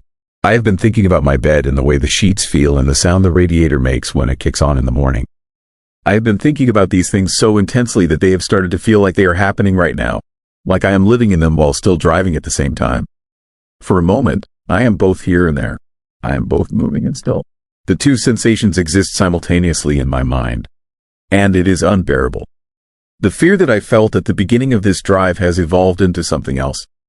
It is still fear, but it is fear that has calcified into something harder and colder. It is fear that has become almost comfortable in how permanent it feels. Fear that has stopped asking questions and started simply accepting the reality of its own existence. I am afraid not because I think something terrible will happen. I am afraid because I have already accepted that something terrible has happened, that I have crossed some kind of threshold, and that I am now in a place where the ordinary laws of the world do not apply anymore. I have started to notice other things along the highway, things that were always there but that I did not see at first. There are markers nailed to some of the trees, just simple marks, scratched into the bark. Tallies, hundreds of them on a single tree, thousands if I look at the whole forest. I have not tried to count them. Counting them seemed like the kind of thing that would break something inside me that is barely holding together. There is a mailbox on the side of the road. It was not there before, or it was always there, and I have only just started to see it. The mailbox is red, and it is leaning at an odd angle, and it is painted with something that might be rust or might be something else. I have considered stopping to open it. I have pressed my foot on the brake multiple times, my hand reaching for the door handle. But each time, I convince myself to keep driving. Something is telling me that opening that mailbox would be a mistake. Something is telling me that there is information inside it that I do not want to know. I have seen a figure walking along the side of the road. Just once, or maybe more than once. The figure was walking in the same direction that my car was traveling. It was walking with a steady, measured pace, neither hurrying nor lagging. When my headlights found it, it did not acknowledge my presence. It did not turn to look at me. It simply continued walking, moving through the band of light that my car created, and then disappearing back into the darkness beyond. I have not seen the figure again, but I feel like I have been driving in its company ever since. The highway is closing in on me now. This is not a physical sensation. The lanes are not narrowing. The road is not becoming smaller. But the sense of confinement is growing with every mile that I drive or with every repetition of the same stretch of road. The darkness outside the car feels thicker. The windows of my car feel smaller. The space around me feels like it is being compressed by some invisible force. I have started breathing shallowly because anything deeper makes me feel like I am running out of air. I have considered the possibility that I have died. This seemed like a reasonable explanation for a while. Maybe I had an accident. Maybe I drove off the road at some point, and this is what exists after that. This could be death, a personalized afterlife designed specifically for me, tailored to my own particular fears and uncertainties. An endless road in the darkness, moving forever without arriving anywhere. The thought was almost comforting, because at least it was an explanation. At least it was a way of understanding what was happening. But I can still feel hunger. I can still feel the cold seeping in through the vents in my car. I can still feel the ache in my shoulders from hours of gripping the steering wheel. The living feel like this. The dead should not. Unless the dead in this place are forced to continue feeling everything, and the sensations are just echoes of the life that they left behind. Unless the dead here are trapped in a mockery of existence that is just real enough to hurt. I have tried not to think about what might be waiting at the end of this road. I have tried not to imagine what might happen if I ever reach the exit or the interchange or whatever comes after this section of highway ends. I have tried to tell myself that the not knowing is better than the knowing. But I know that is a lie.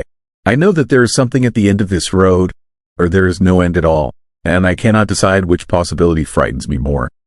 The mile markers have stopped appearing entirely. I do not know when the last one passed. It could have been an hour ago.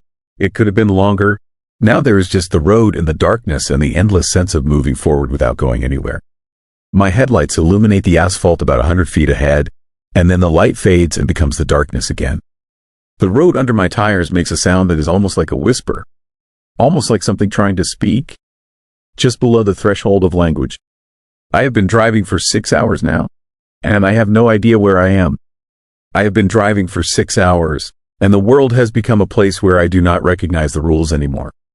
I have been driving for 6 hours, and I am starting to understand that the drive itself is the only thing that is real. The destination does not matter. The exit does not matter. Only the driving matters. Only the endless forward motion through darkness matters. Only the terrible, quiet certainty that I have already crossed some kind of line and there is no going back. The lights ahead are not a hallucination. I have seen hallucinations before, or I think I have, or maybe I'm seeing them now and I simply do not know it anymore. But these lights are different. They are warm. They are yellow and orange, the color of incandescent lamps, the color of home and safety and ordinary things. They are coming from a building that is just barely visible beyond the darkness. There is a sign. I cannot read the sign from this distance, but I know what it says. I have always known what it says. It says welcome. It says rest. It says you've arrived. My hands are turning the wheel. My foot is leaving the accelerator. I am slowing down. I am pulling off the highway and into the parking lot of the building with the warm lights. The gravel under my tires sounds almost normal, almost real, almost like something that could happen in the world I used to live in. I can see the doorway now. It is open. There is a person standing in the doorway, waiting. The person is facing me, but I cannot quite make out their features. They are there, and I am seeing them, but my mind is not processing what I am seeing. It is like looking at a photograph that is slightly out of focus, or like trying to remember a dream after you have woken up. The person is familiar. The person is someone I know. The person is me. I am turning off the engine. The silence rushes in. I am reaching for the door handle. I am thinking that maybe this is where the drive ends. Maybe this is where the night ends. Maybe this is where I finally understand what has been happening to me for these impossible hours. And then the lights inside the building flicker and go dark, and the person in the doorway turns and walks back into the darkness inside, and the door swings slowly shut, and I realize that this is not an ending at all. This is just another mile of the road. This is just another way the darkness has found to trap me. And somewhere in my car, I do not know where or how, a radio comes back to life and begins to broadcast nothing but the sound of breathing. And I know that I have to keep driving. I have to keep driving because there is nowhere else to go. I have to keep driving because there has only ever been the driving. I have to keep driving because the road behind me and the road ahead of me are the same. And always will be. And I am the only person who will ever know how long this night really is. Story 10. They found the car facing the wrong way. I still remember the moment I decided to drive through the canyon that night instead of waiting until morning. That decision haunts me more than what happened in the canyon itself. If I had just waited 8 hours, if I had slept and driven in daylight, none of this would have become what it is now. But I did not wait, and now I understand that waiting was never really an option. It was October, late October, when the mountain passes get dangerous but before the first real snow. I was coming back from Albuquerque, driving through New Mexico toward Colorado, trying to make up time on a project deadline that seemed to matter at the time. The canyon road was quiet, the kind of quiet that only happens in high desert at night, where the world beyond your headlights becomes something vast and unknowable. I had driven this route maybe 5 times before. I knew the canyon, knew the curves, knew that it was the fastest way between the two cities, but also that it was the kind of place where cell service disappeared and where a breakdown would leave you stranded in the dark for hours. I was not worried. I had a full tank. My car was reliable. The road was dry. The darkness was complete out there. No moon, no distant lights from any city, just the walls of the canyon rising up on both sides and the black sky above. My headlights carved out a small tunnel of visibility ahead, and behind me was nothing but the darkness I had just driven through. It was the kind of isolation that should have made me uneasy, but it did not. It felt peaceful. It felt like I was alone in a way that was clean and honest. That was the first sign that something was wrong. I should have been more alert on that road, should have felt the weight of that isolation more acutely. But instead, I felt calm. Calm in a way that was not natural for me. Calm in a way that made my mind feel like it was floating slightly outside my body. The highway curved through the canyon in long, lazy arcs. I could feel my tires gripping the asphalt, could feel the engine responding to my inputs, but there was a disconnection between the sensation of driving and the act of driving itself. Like I was controlling the car from a great distance. Like I was watching someone else drive this car through this canyon in the darkness. The first strange thing happened around mile marker 107. I noticed that the odometer was not advancing. The mileage stayed at 342,000 miles. I watched it for several minutes, waiting for it to tick up to 342,001. It never did. The numbers stayed frozen. I told myself that it was a malfunction. That cars sometimes had electrical glitches. It did not mean anything, but I knew that it did mean something. I knew that something had broken in the normal operation of cause and effect. And I kept driving anyway. The canyon seemed to get narrower. Or maybe I was imagining that. Maybe the darkness was just playing tricks on my perception, making me feel like the walls were closing in when they were actually the same distance away they had always been. The curves of the road seemed sharper. The drops to the side of the highway seemed deeper. And the darkness beyond my headlights seemed to have substance. Like it was a physical thing that my car was pushing through rather than simply moving into. My hands were very cold. I checked the temperature control. The heat was set to 72 degrees. It should have been warm in the car. But my hands were cold and my breath was starting to fog slightly on the windshield. I reached down to adjust the heat higher, but my hand would not move where I told it to move. It was like my arm belonged to someone else. Like my body was following instructions that were coming from somewhere outside of me. That is when the fear started. Real fear. Not the small unease of a strange malfunction, but the deep, Animal fear that comes when you realize that something is very wrong and you cannot do anything to stop it. I tried to slow the car down, pressed my foot on the brake. Nothing happened. The car maintained its speed, exactly 55 miles per hour. I pressed harder. Still nothing. The brake did not respond. The car continued on at that exact speed, following the curves of the road with a precision that a human driver could not maintain. I was no longer driving the car. The car was driving me. The canyon seemed to go on forever. I knew it should not take this long to drive through it. I had driven this route before. It was maybe 40 minutes from one end to the other, but I had been driving for more than an hour, and the canyon was still here. The walls were still rising up on either side. The road was still curving ahead into darkness. I looked in my rearview mirror. Behind me was nothing but blackness. Not the blackness of the night sky or the blackness of the canyon walls. Just pure absence. Like everything I had driven through was being erased as I moved forward. Like there was nowhere to go back to. That is when I saw the car. It was ahead of me on the road, sitting in the middle of the highway about a quarter mile ahead. My headlights illuminated it slowly as I approached. A dark sedan. No lights, facing the same direction I was traveling. As I got closer, I could see that it was positioned exactly in the center of the road. Not off to one side, not partially on the shoulder, just sitting dead center, blocking the way forward. My car did not slow down, did not veer.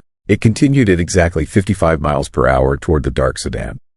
And I understood in that moment that I was about to collide with it. That my car was going to hit that vehicle at highway speed and there was nothing I could do to prevent it. I closed my eyes, braced myself, waited for the impact. It never came. I opened my eyes. I was past the sedan. It was now behind me, visible in my rearview mirror. Except it was not the same sedan. The one behind me was facing the opposite direction. It was facing back toward where I had come from, toward the erased darkness that was no longer there. I did not understand. I did not understand how I could have passed a car without hitting it. I did not understand how a car could change direction. I did not understand any of what was happening, and the not understanding was worse than any logical explanation could have been. The canyon continued on. The road continued on. My car continued on at 55 miles per hour, following curves that seemed to be getting tighter, sharper, more violent. The wheels were squealing slightly on each turn. The car was pushing the limits of its handling. And still we continued forward into the darkness. The fear had transformed into something else now. It was not the acute terror of an immediate threat. It was the slow, grinding horror of being trapped in a situation where the rules of the world had changed and you did not know what the new rules were. Where your understanding of how reality worked had been completely undermined. Where nothing could be trusted anymore because nothing was behaving according to the laws that had governed it your entire life. I tried to turn the steering wheel, just slightly, just to see if I had any control at all. The wheel did not move. It was locked. My hands gripped it. My muscles strained against it, but the steering wheel was rigid and unmoving. The car was driving itself, and I was just a passenger in a vehicle that was no longer obeying the laws of physics or reason. How long did I drive through that canyon? I cannot tell you. Time had lost all meaning. The clock on the dashboard was running, but it seemed to be moving at a random pace. Sometimes it would advance several minutes at once. Sometimes it would go backward. Sometimes it would just freeze at a particular time and then suddenly jump forward. The canyon began to change. The walls started to look different.